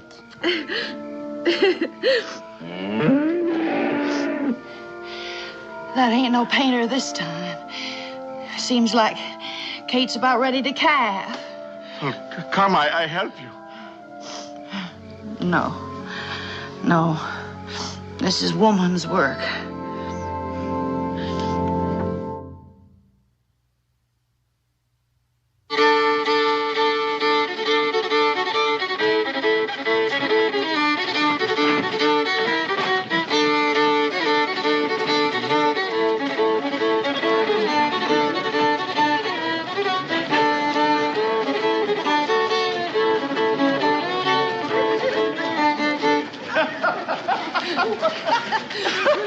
Another one, huh, Molly? With all them guests to feed. Well... You sure made a nice spread of your property, Mrs. Blowdell. Brutal. I had a little help. Yeah, you sure did. Well, I'm going to go over here and have some of this cake. Boone, Mrs. Boone, have you tried any of Molly's cake? Huh? It's delicious. Kuchen. Ja, Kuchen. Und cheese? Und cheese. Oh, Molly, you are the one. Excuse us, please. Huh? We go take care of our guests, huh? You know, it's hard to believe that she was once the greatest Madross in Weber's artillery. And I hear she's even given up rum and tobacco. How did you get her to give up her uniform? I reckon there's a woman behind every soldier, Colonel.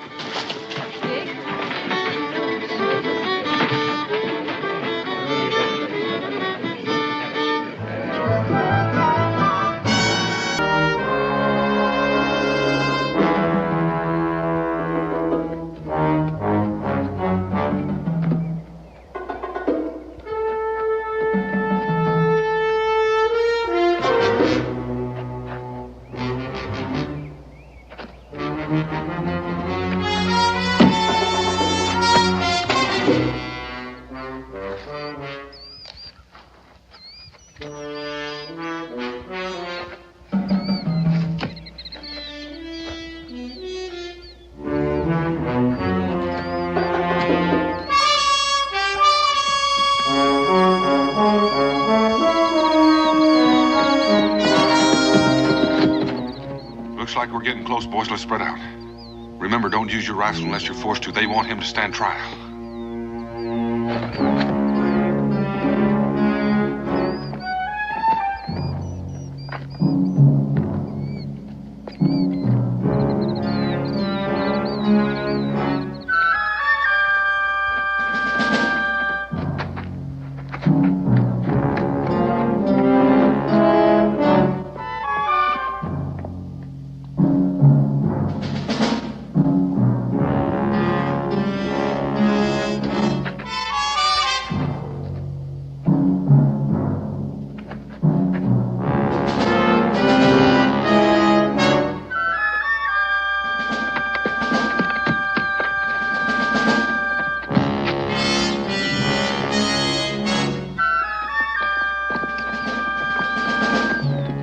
Right there, Slatter.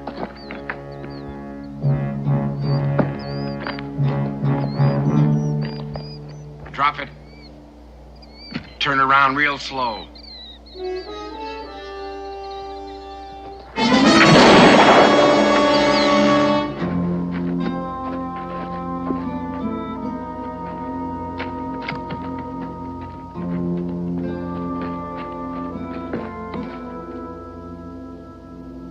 He's dead, Daniel.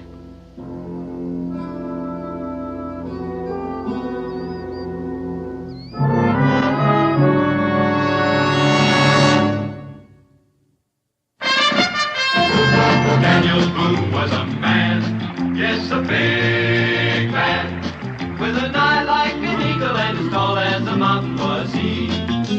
Daniel Boone was a man, yes, a big man. He was brave, he was fearless, and as tough as a mighty oak tree.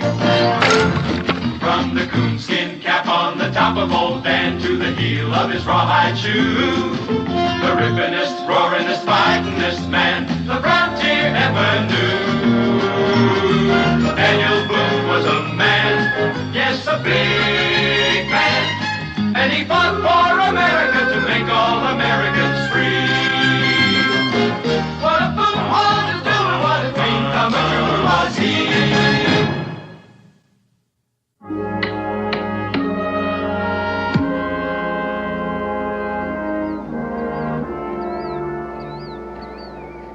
reckon that's the best we can do for him. Yeah, I guess so. You're not blaming yourself, are you, Ben? No, I came up on him so fast. It was a fool thing to pull his pistol on me. Well, I reckon he's got a cabin or a lean-to around here someplace. We ought to try to find it and return whatever he's stolen. Hope there's not too much there. It's a long way back. Well, if it's more than the three of us can carry, we can always make another trip. Yeah.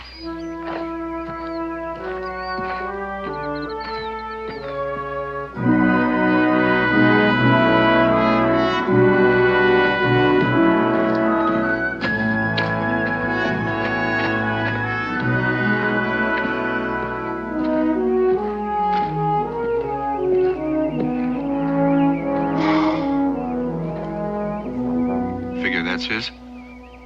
Only one way to find out.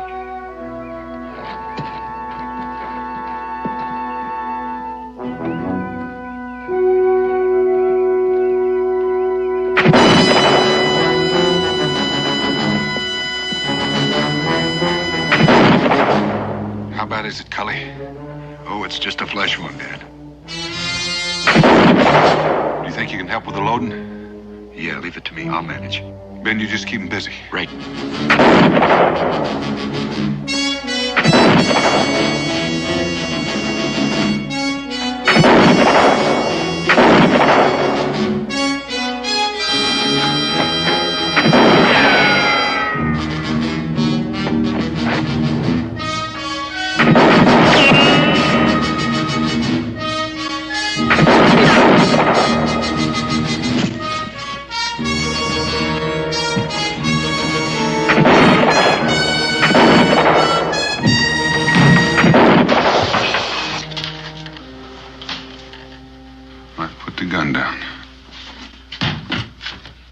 Outside.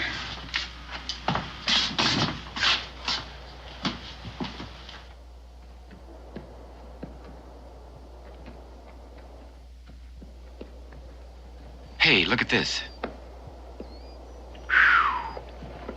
Him doing all that shooting?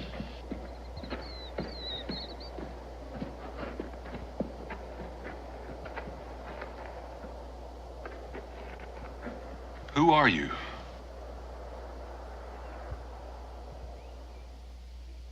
You know, it strikes me that you're in a pack of trouble no matter what you say. So you might as well make it easy on yourself and start talking. Which one of you shot my paw? I seen you. I heard the shots from the cabin, so I come out to see what was happening. And I was there watching all the time, when you buried my paw. And then I heard you planning to come rob our cabin. Rob? We weren't gonna rob you, boy. It was your pa that... Cully? What's your name, son? Come on, what's your name? Luke. Luke. Luke, I'm Daniel Boone. This here's Cully, and that's Ben. You may not believe it right now, but we're your friends. I still want to know which one of you shot my paw. I did. Why? If I hadn't of, he'd have killed me. I don't believe that. Luke, it looks to me like you've been picked by the Lord to be a man before your time. A young boy like you can't be expected to handle the kind of truths you gotta face. My paw never hurt nobody. It's a terrible thing to have to learn about your paw. But we were after him because he robbed and killed a man. That ain't true. My paw never do that. And you killed them because you're murderers. You hear me? You're murderers.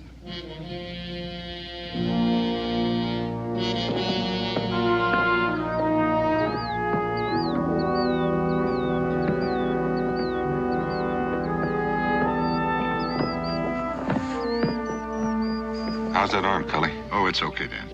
We'll let Becky take a better look at it when we get back. Off we go, young fella. Get your hands off me. Well, somebody's got to help you. Just as long as it ain't you. All right, Luke.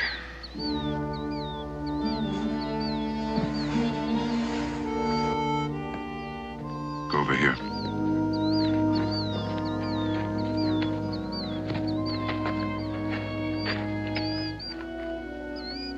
He'll get over it, Ben. Yeah.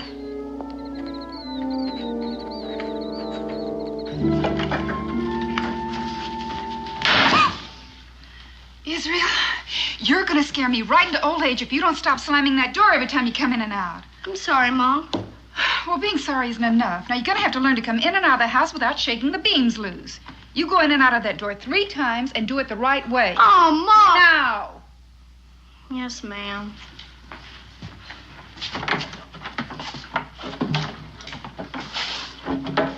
One. 2. 3. And one more time for good measure. Yes, ma'am. Hey, Ma! Pa's home! Pa! Did you catch him? Did you catch him? We'll talk about that later, son. Hi, Dan. Rebecca. Oh, it's good to have you home. Dan, Kelly. Hi, Rebecca. And who's this? His name's Luke. Hello, Luke. Better look after Cully's arm. Why, what happened? Oh, it seems I've been shot, I guess. Are you badly wounded? No, it's just a scratch. Well, we better have a look at it. Come on inside. Ben, get that. Ben, why don't you take yours on over and I'll bring mine later. Don't need to do that. Put it on there. Well, you can't carry all of this. Try, my friend Boone. Put it on. All right. Got it? Yeah.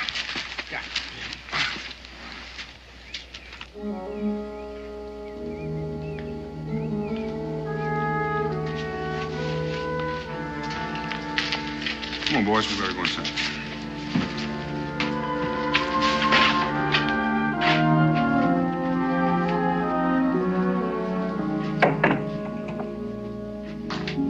How's the arm, Cully?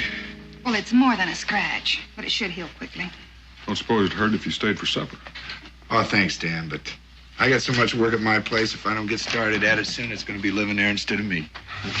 Now, Cully, you best take care of that arm and not use it too much at first. Oh, I think it'll be all right. My name's Israel. Thanks, Rebecca. Dan, I'll see you in the morning. All right, Cully. Luke? See you. See you, Kelly. Israel, why don't you take Luke out there and show him where to wash up before it gets too dark? Sure, come on.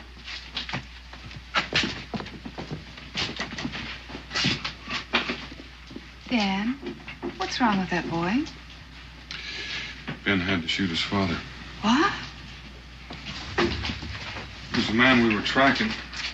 Turned on us. Found the boy at his cabin. What are you going to do with him? I don't know just yet. Dan, a boy's been through a shock like that. He's got to be taken care of. I can't argue with him on that. He's awfully bitter. He can't believe for a minute his pa's a criminal. Maybe he could stay here with us, at least for a while. I thought of that, too. Don't think it's a good idea? Well, I don't mean exactly that. But I don't think it'd work unless he was pretty sure that that's what he wants. And then there's Israel to consider. He'd have to want it, too. I think we better just go slow till we see how things work out. You know something? I think you're right.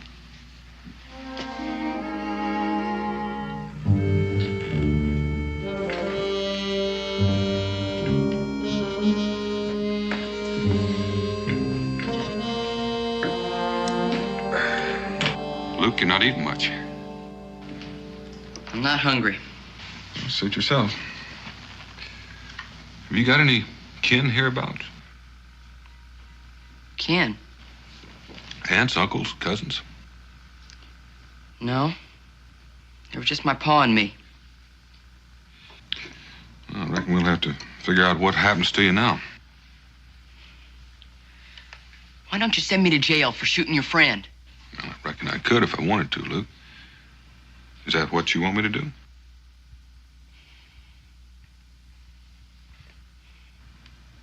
Fact is, with no one legally responsible for you, there's only one thing I can do. What's that? Turn you over to the authorities in Salem. They'll try to find a family for you to stay with, but until they do, you'll probably have to spend some time in an orphanage. No! I ain't going to no orphanage. Please, Mr. Boone, don't send me there. Well, I don't want to, Luke, but I don't know what else I can do. Well, couldn't I stay here?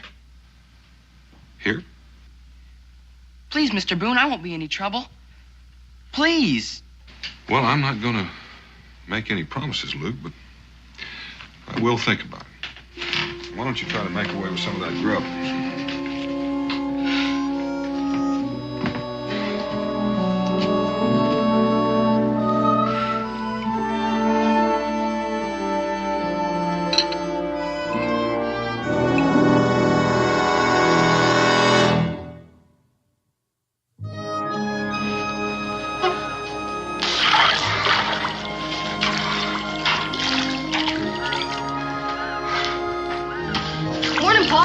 Morning, Issel.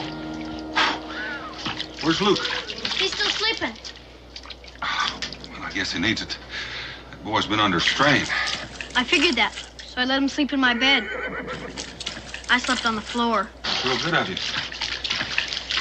You know, Israel, Mo and I had a talk about Luke last night, but we didn't want to decide anything until we knew how you felt about his staying with us, no. I've been thinking about it. Well, it's important for you to be completely honest, Israel. I know. Friend Boone. Good morning, Ben. Morning, Ben. Have a nut. Thank you. How's Luke doing? Oh, better, I guess. Could I talk with you a minute? Sure. Excuse us, Israel.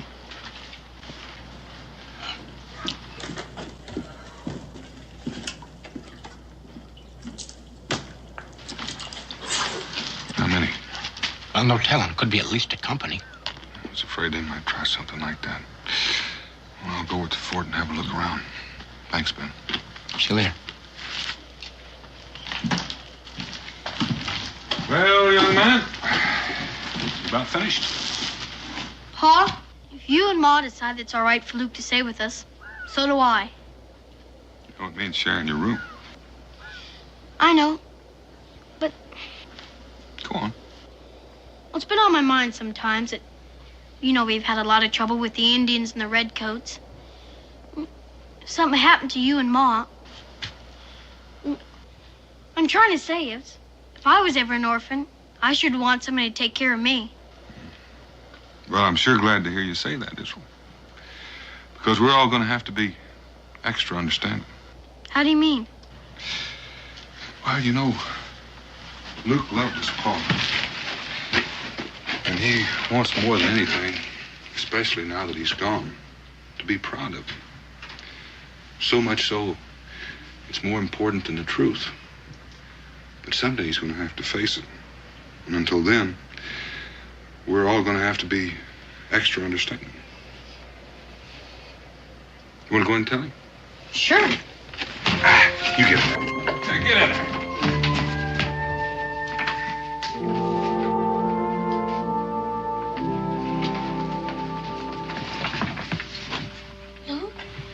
Luke, wake up. What's the matter? Pa said you could stay with us. I knew he would.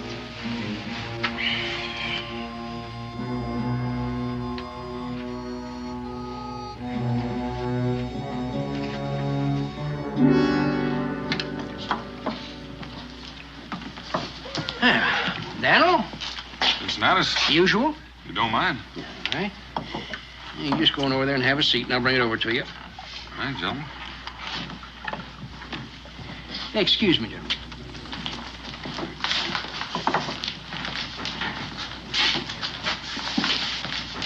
Redcoats all over the place. You know what they're doing here, don't you? Blocking Cumberland Pass. That's right. There ain't nobody gets into Boonesboro that ain't questioned and searched. Well, you know that means we're going to be running short of powder and shot for quite a spell. Daniel, if them Injuns attack, we can't defend Boonesboro for more than one day with the supplies we got. I know. I don't know what we're gonna do. That's the only way we can get into Boonesboro is through that pass. So far, it is. What do you mean? I figure we just better find ourselves a new way. Yeah. Got any ideas? Yeah, I have one. Better just check it out.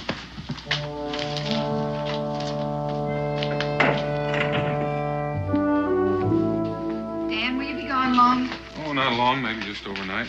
Well, is this new situation with the British really serious? It could be if my plans don't work out. boys getting along all right? You already got the spare bed put in. You gonna be leaving now, Pa? Mm-hmm. Luke, you think you're going to be comfortable? Yes, sir, I think so. Oh, that's good. My lamp. I'm sorry, Ma. Oh, Israel, that's the last thing of my mother's I have left. And anything happens to it, I don't know what I'll do. Now, you just got to be more careful. I will. Take the mattress on. Oh, I must confess, I wish you weren't going. You worried about getting along with Luke? Oh, I suppose not. You get along with him so great.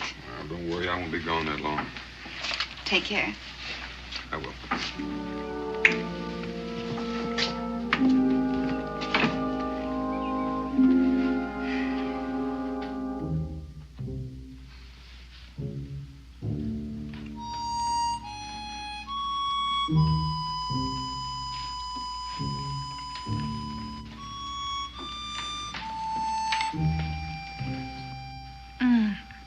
Luke, around here we use a knife and a fork. Yes, ma'am. Luke, didn't you understand me?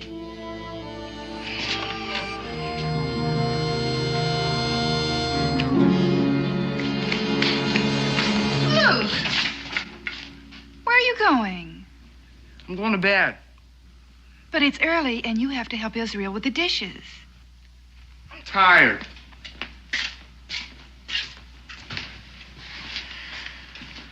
I don't understand. I want to go talk to him. Well, all right, son, but don't say anything that'll make it into an argument. I won't.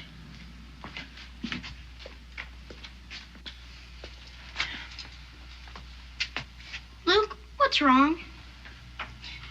Wrong? Nothing's wrong. Sure don't act like something's wrong. Was I? Sure. Didn't even make up your bed. It's not my bed. This is my bed. No, it's not. You gave it to me. For a night. You didn't say it's just for one night. Well, I didn't think I had to. Where I come from, people don't give things they're going to have to take back. Well, guess it's all right.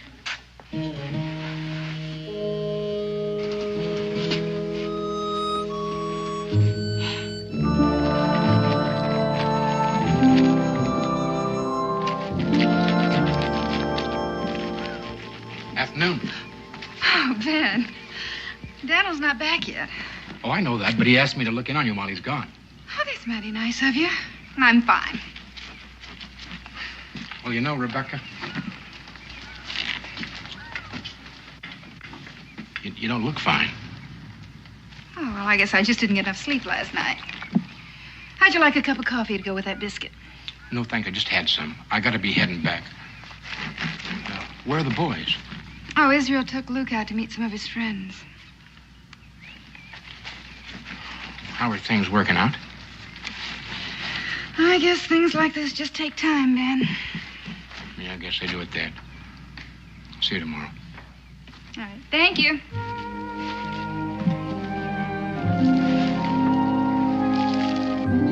So, Luke's gonna be staying with us. How old are you, Luke? I'll be 13 next Monday. Well, I'm 12. So is John there. I'm still 11. I heard about your pa getting killed. What'd you hear? Just that he got killed. Luke, are you having a birthday party on Monday? No, Why not? never had one yet. You've never had one? So I just said. Gee, that sounds wrong. Maybe it is, but I still ain't never had one. Would you like one? Don't go to no trouble for me. Why not? Because I know what you think of me on account of what they say my pa was. That has nothing to do with you. What doesn't? Well, whatever your pa was. Sure. Just because he turned out bad doesn't mean you have to. Don't you ever say that! I didn't mean it! Don't! What's wrong with you?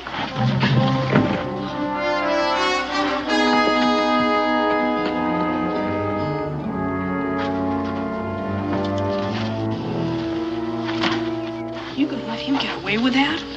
Yeah, guess I am. If he came at me like that, I'd sure give him a hit he wouldn't forget. has nothing to do about Israel being afraid, has it, Israel? No. It's just that... Well, I'm supposed to help him, but I don't know how. What's the matter? I fought with Israel. Why? I can't explain it. Is there anything you can explain? I don't know what you mean. I mean, a terrible thing has happened in your life by losing your father. We understand that. And we want to help you, but we can't unless you allow us. Can I go now? After you promise me something. What? That you'll try to let us be your friends. Friends? I don't have any friends. It's not true, Luke. Yes, it is. My pa didn't have any either. People lied about him. They called him a thief and a killer. And that friend of Mr. Boone's, that Ben, he shot my pa. And now you owe it to me to take care of me. We don't owe you anything. Yes, you do. You owe it to me. You owe it to me.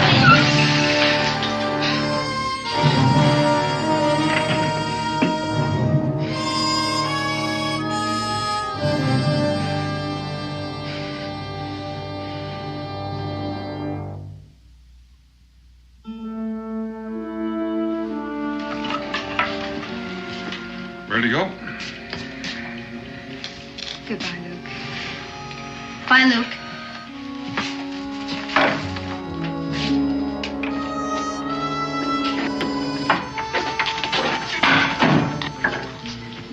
How long do you figure I'll have to spend at the orphanage? Orphanage? Ain't that where we're going? Oh, I haven't thought about it. Well, where are we going? The fort. Why? Well, look, I guess this is as good a time as any to talk about. You know, there are a lot of things I could say about your abusing our hospitality, or even being ungrateful. And most folks would agree with me 100%. But you know something? They'd be wrong. They would? Yes, sir. They just wouldn't take into account that you're the kind of boy that just can't stand getting favors. So I'm taking you someplace so you won't have to say thank you to a single person. I don't understand. Well, Luke, you know, we asked you to come and live with us for a while, and we took on a part of your responsibility. And I'm not sure that was entirely fair to you. Now, you're a big boy, and you're able to earn your own keep. And I think maybe you'll be able to learn a lot of things a lot quicker. Things you're going to have to learn. Come on. All right. There you are, Luke. You can just put all this stuff in the storeroom. Cincinnatus, I sure do appreciate this. Oh, it ain't cost me much. You got a place in the back you can stay there. And besides, I can use the help. Well, it's good of you to say that. You know, he wasn't happy with us. Of course, that made Rebecca and Israel unhappy. I can tell you one thing. It sure wasn't easy telling him he had to leave. Dan, I think you've done the right thing. Now, come on, I'll buy you a drink. My best Blue Thunder. Hi, Mr. Boone, Cincinnatus. Hello, Mary. How are you?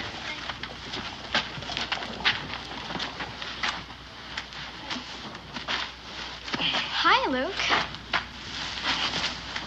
What you doing? What does it look like I'm doing? Working, I guess. That's right. Do you mind if I ask why? No. I have to earn my own way. You see, I'm different from you and everybody else with parents. I don't understand. I thought Israel's folks were taking care of you. Well, they're not. Why?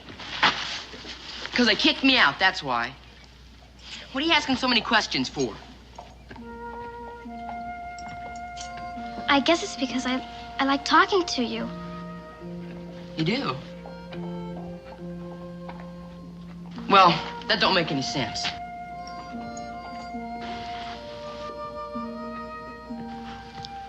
Does it have to make sense to like somebody? You got no reason to like me is what I'm saying. Well, that's sure the truth. You're about the meanest boy I ever met. Yeah, well, maybe so. But I got my reasons. On account of your pa dying?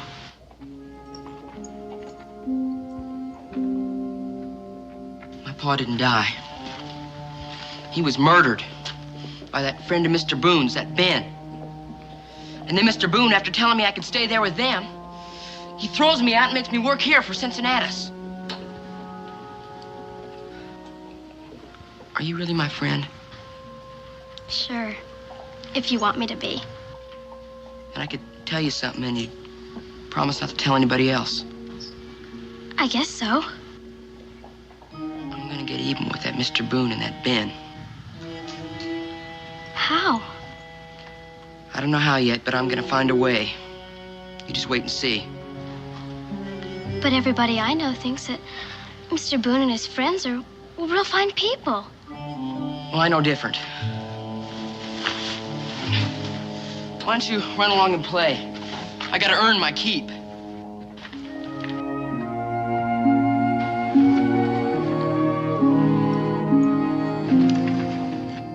Wouldn't have to tell him anything. Just invite him. Well, how do you know he'll come? It'd sure be an awful lot of trouble to go through for nothing. I just think he will. But we'll have to know for sure. Well, then, I'll tell him it's my birthday party. What good would that do? Luke says he's my friend. I'm sure he wouldn't turn me down if I asked him. I sure don't like the idea of giving a party for somebody who hates us. But he doesn't. He's just got a lot of strange ideas about people, that's all. Well, what kind of ideas? I can't tell you. Why not? Because I promised I wouldn't. Israel, what do you think? I don't know. He likes you. Guess he could learn to like us.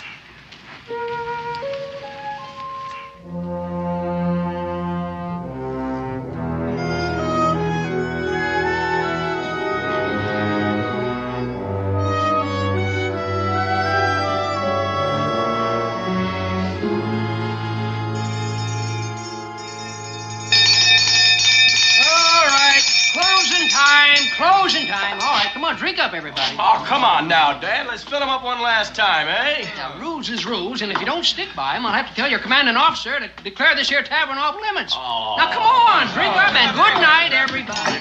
Drink them up there. There you go. I'll just open the door for you. Good night. Always a pleasure doing business with you, gentlemen. Good night. See you. Good night.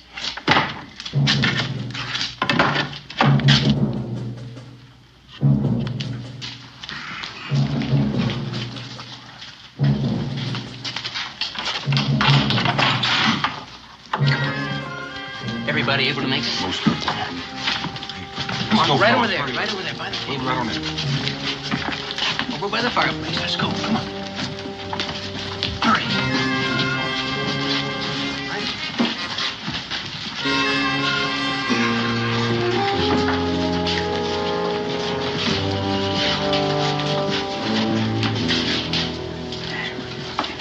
Most of you men know the British have blocked the Cumberland Pass.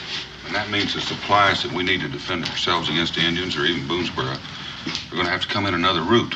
Now, wait a minute. Now, there isn't any other route. Cully, I intend to make one. Now, I figured that we can put a bridge across Devil's Gap, but it's going to take me a couple of days to string a line and set the ice. String a line? Wait a minute, Dan. That's the roughest part of the job. Well, that's right. Now, that don't seem fair for Daniel to have to do all the dirty work. You want the job, Cincinnatus? Well, I appreciate your concern, but it's my idea. I tell you what, Daniel. You work the first day, then we'll draw to see who works the second. Fair enough? Cully, I don't figure you're armed as well. Oh, it's all right, Dan. There's no need to take a chance. Everybody take one. Come on. Hurry up. There we go. Everybody got one now? All right.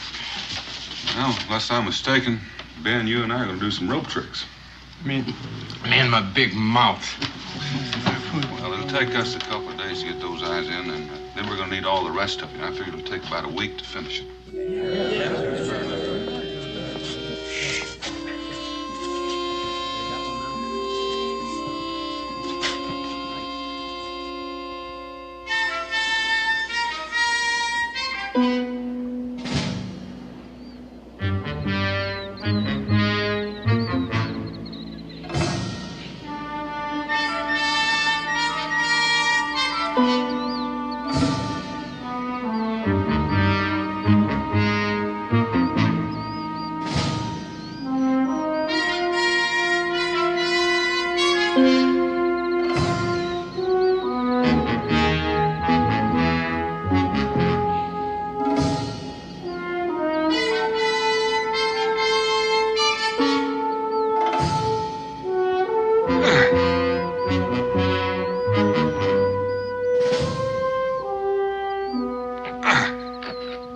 day's work. No, it won't be long now. Sure not happy about tomorrow being Sunday. Gives me a whole day to think about being strung across that gorge. Well, let's get home before it gets to be dark. Let's go.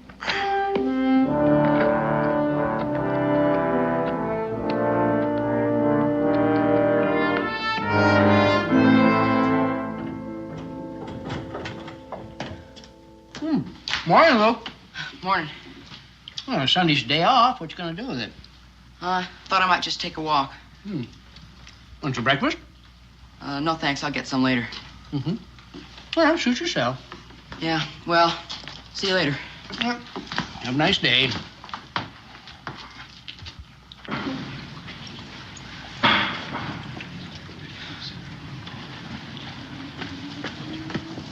Hi, Luke.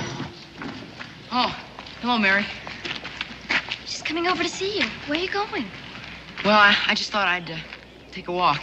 Can I go with you? No. I mean, I got a lot of things I want to think about. That's all right. Well, I'll see you later. Luke, I don't want to hold you up, but I want to ask you something. What? It's my party tomorrow, and I'd like you to come. Your birthday's tomorrow? Yes, You mean we have the same birthday? I guess so. Well, who all's coming? You know, Israel and Sam and Ethan. and a few others you haven't met. Well, I'd feel kind of funny. Well, Luke, if you're going to live here in Boonesboro... Well, I ain't living here because I want to. Oh, all right. But, Luke, it'd mean a lot to me if you'd come. You will? Well, why? It just would. Why do I have to explain everything? Well, all right, I'll be there. Listen, I want to get going, so I'll see you tomorrow.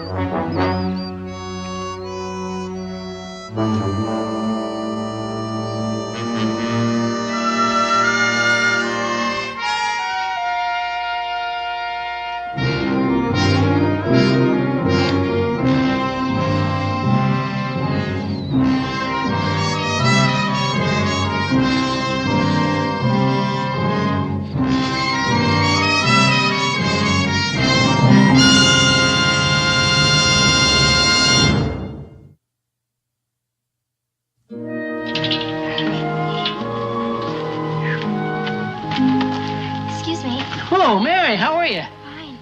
Well, what can I do for you? I'm looking for Luke. Oh? See, we're giving him a surprise birthday party at the schoolhouse today. Is that so? Yeah, and I wanted to make sure he remembered. Well, he didn't say nothing to me about it. Well, he's supposed to think it's my party, but it's really for him. Is he here? Well, he's inside working. It's all right if he goes, isn't it? Oh, sure. Just go right ahead inside. Thank you.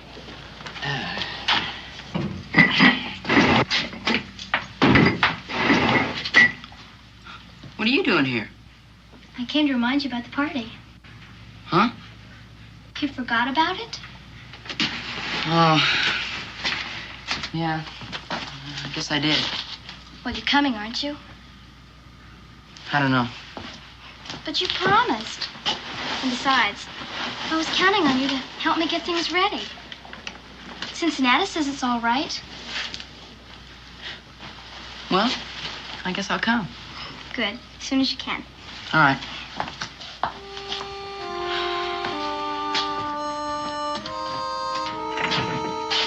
Yeah, what happened?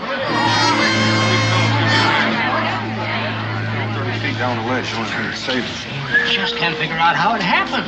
Brand new rope and it was cut.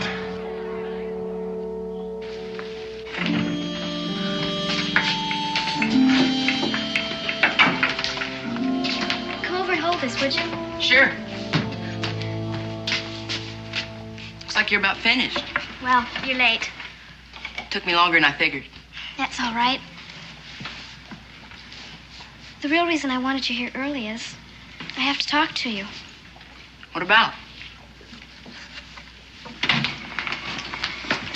Yesterday. Well, what about yesterday? Well, you were kind of different. I don't know what you mean. Like you had something to do that you didn't want anybody else knowing about. Well, I just wanted to go for a walk. What's wrong with that? Nothing. Except, I don't know what made me do it, but I followed you. You what? I saw you go to where they were building that bridge. Why'd you do that? What business was it of yours? I don't know. I couldn't see what you were You doing. had no right. Did you hear what happened to Ben? What? The rope broke and he fell. He was almost killed. But he fell onto a ledge. What's that got to do with me? Mr. Boone thinks the rope was cut. What were you doing up there yesterday, Luke? I just wanted to see what it looked like, that's all. You didn't cut the rope, did you? No. Honest, that's the truth. I hope so, but I keep thinking about what you said about getting back at Ben and Mr. Boone. Well, I didn't mean it. I was just mad at him. Now listen. Listen, you're not gonna tell anybody about my going up there, are you? Because, well, it wouldn't seem right. And they'd try and blame me. You gotta promise not to tell. You got to.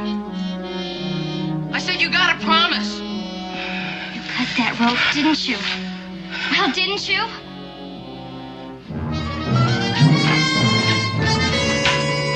Hi, Luke. What's wrong with him? Something must have happened. I knew he'd wind up doing this for nothing. Let's go see if Mary knows what happened.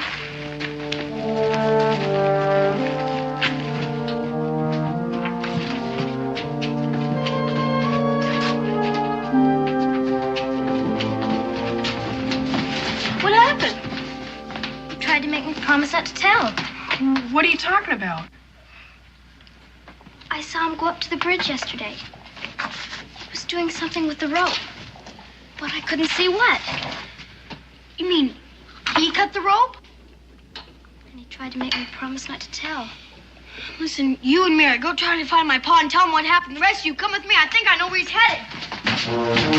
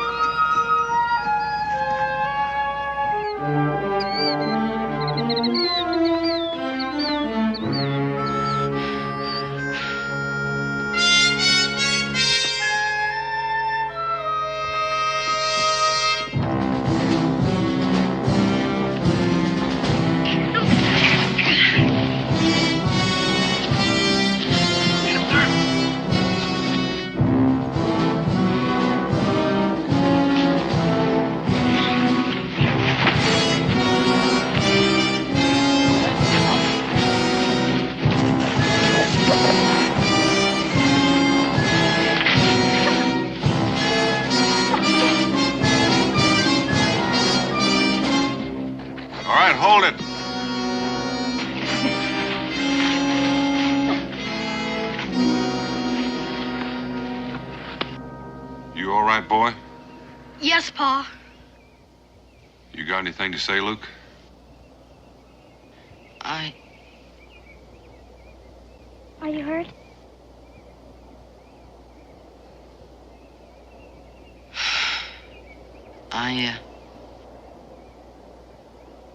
I guess I kind of ruined your birthday party. Wasn't her birthday party. It was yours. Mine? It's supposed to be a surprise.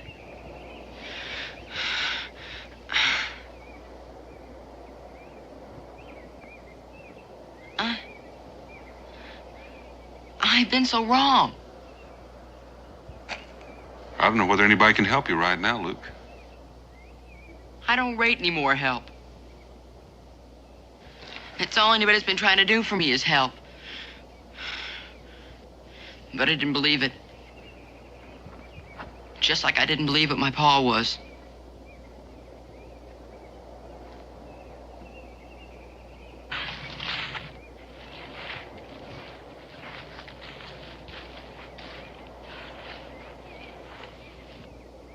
You know about your pa now? I did for a long time. But I couldn't admit it to myself because I was so ashamed. I'm sorry.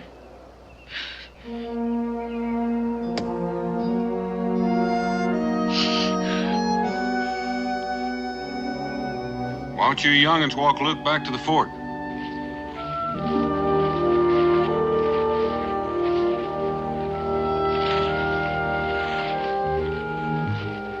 Pa?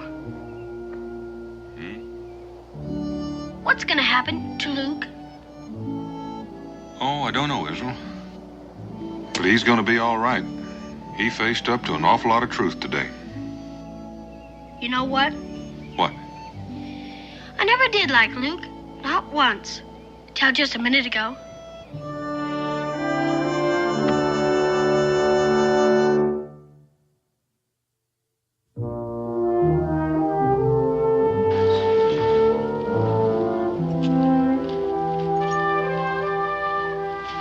Well, it's kind of up to you, Luke.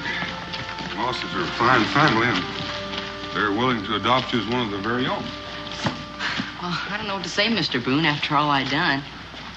Especially to you, Ben. Well, it's all over now. Hey, we got that bridge built. Well, do you want to live with the Mosses?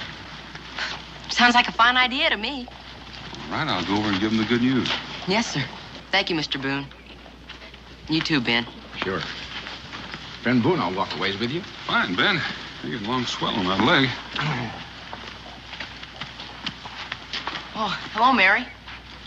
Well, Haven't seen you around in a while. it's not my fault. I've been here. Yeah, I guess you have. But you never even once came out to say hello. Until today. Well, I figured maybe you wouldn't want to talk with me. I got nothing against talking to you, Luke. It's just that a girl gets kind of tired of always having to be the first one to say hello. Yeah. Well, I'm glad we're talking now anyway. So am I. There's something I've been wanting to tell you. Oh? What's that? Well, it's just that I'm sorry for what I did and what I said at the party. Well, you ought to be. I am. I forgive you. That's good. I'm glad to hear you're still working for Cincinnatus. Yeah. And Mr. Boone says the family's gonna adopt me. That's great. Well, I better be getting on with my work. Yeah, I'll see you again. Mary? On your birthday, I'm gonna give you a party.